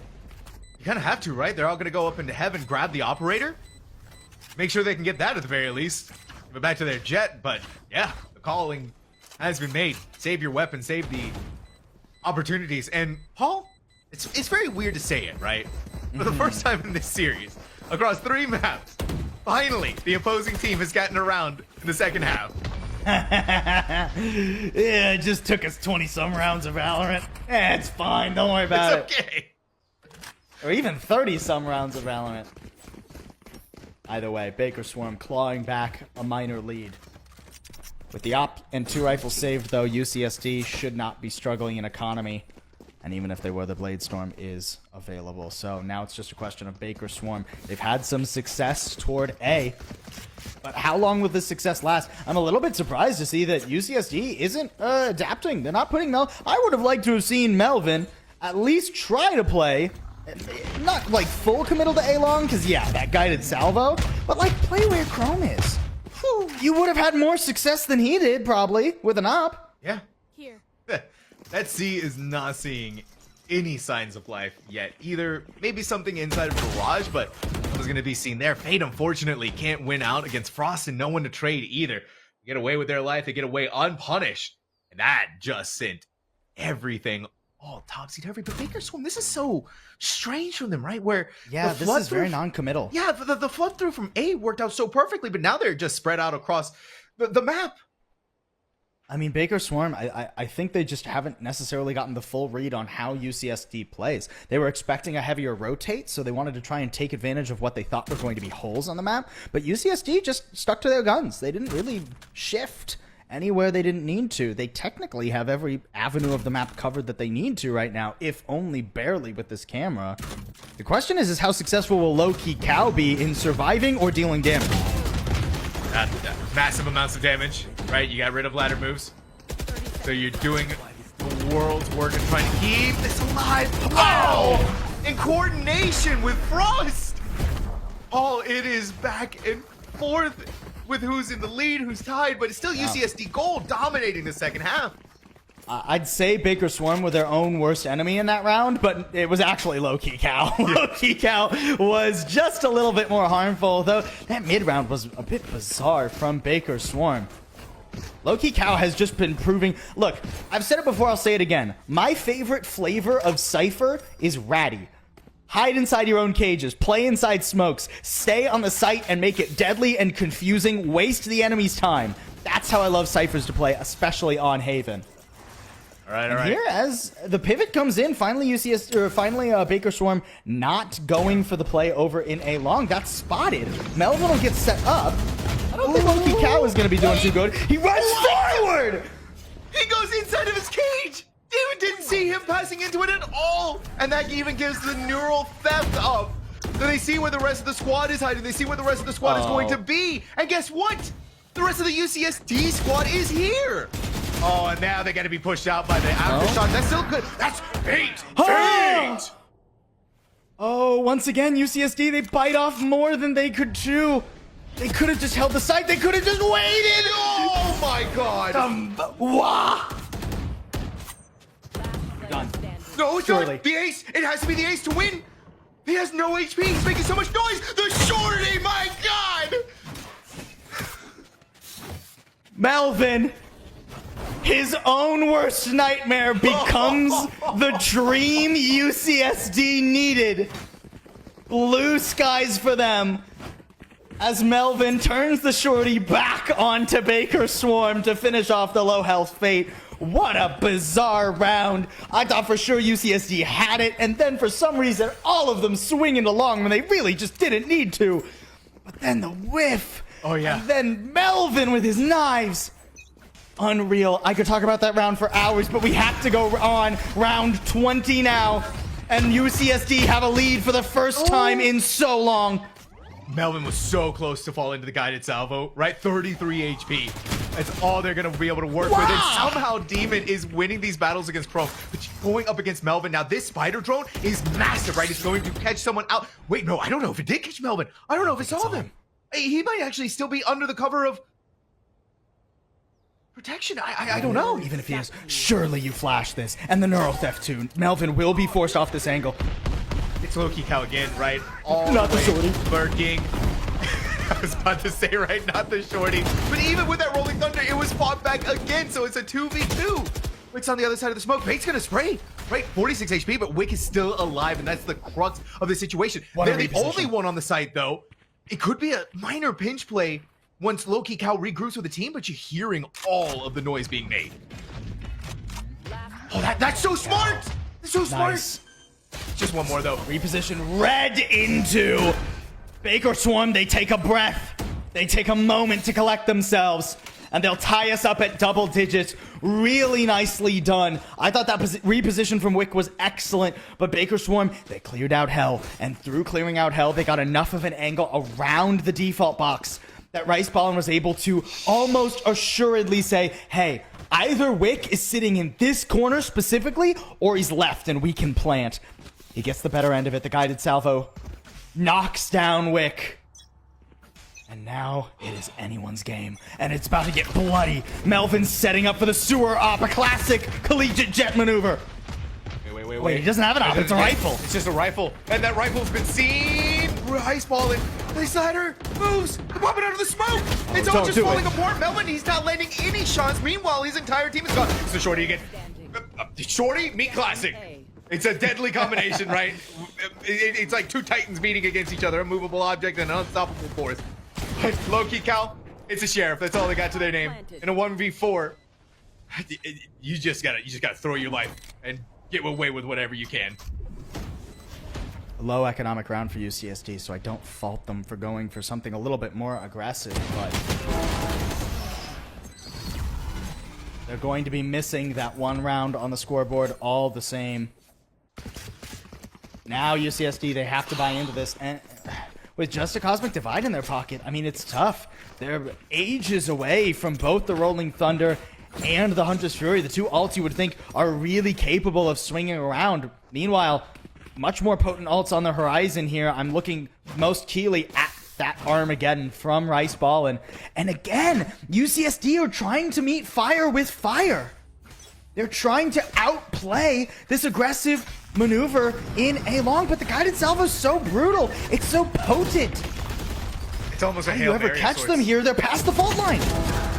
Sure, it really is a Hail Mary, but that is what they needed, right? They needed to put all the players on A. They needed to try and go for this aggressive push. You may have lost the numbers, but you dealt the same exact towards Baker Swarm. So low-key Cal, we've seen what the Cypher is capable of. We know how deadly they can be. The tripwire has been gotten rid of. The Spider Drone comes in. They have been seen. They know they're in the backside, but now they're playing in the smoke. And if you're smart, if you know how this goes, you know that they're going to be popping out of it, and they are on the ball. Nothing being left to chance.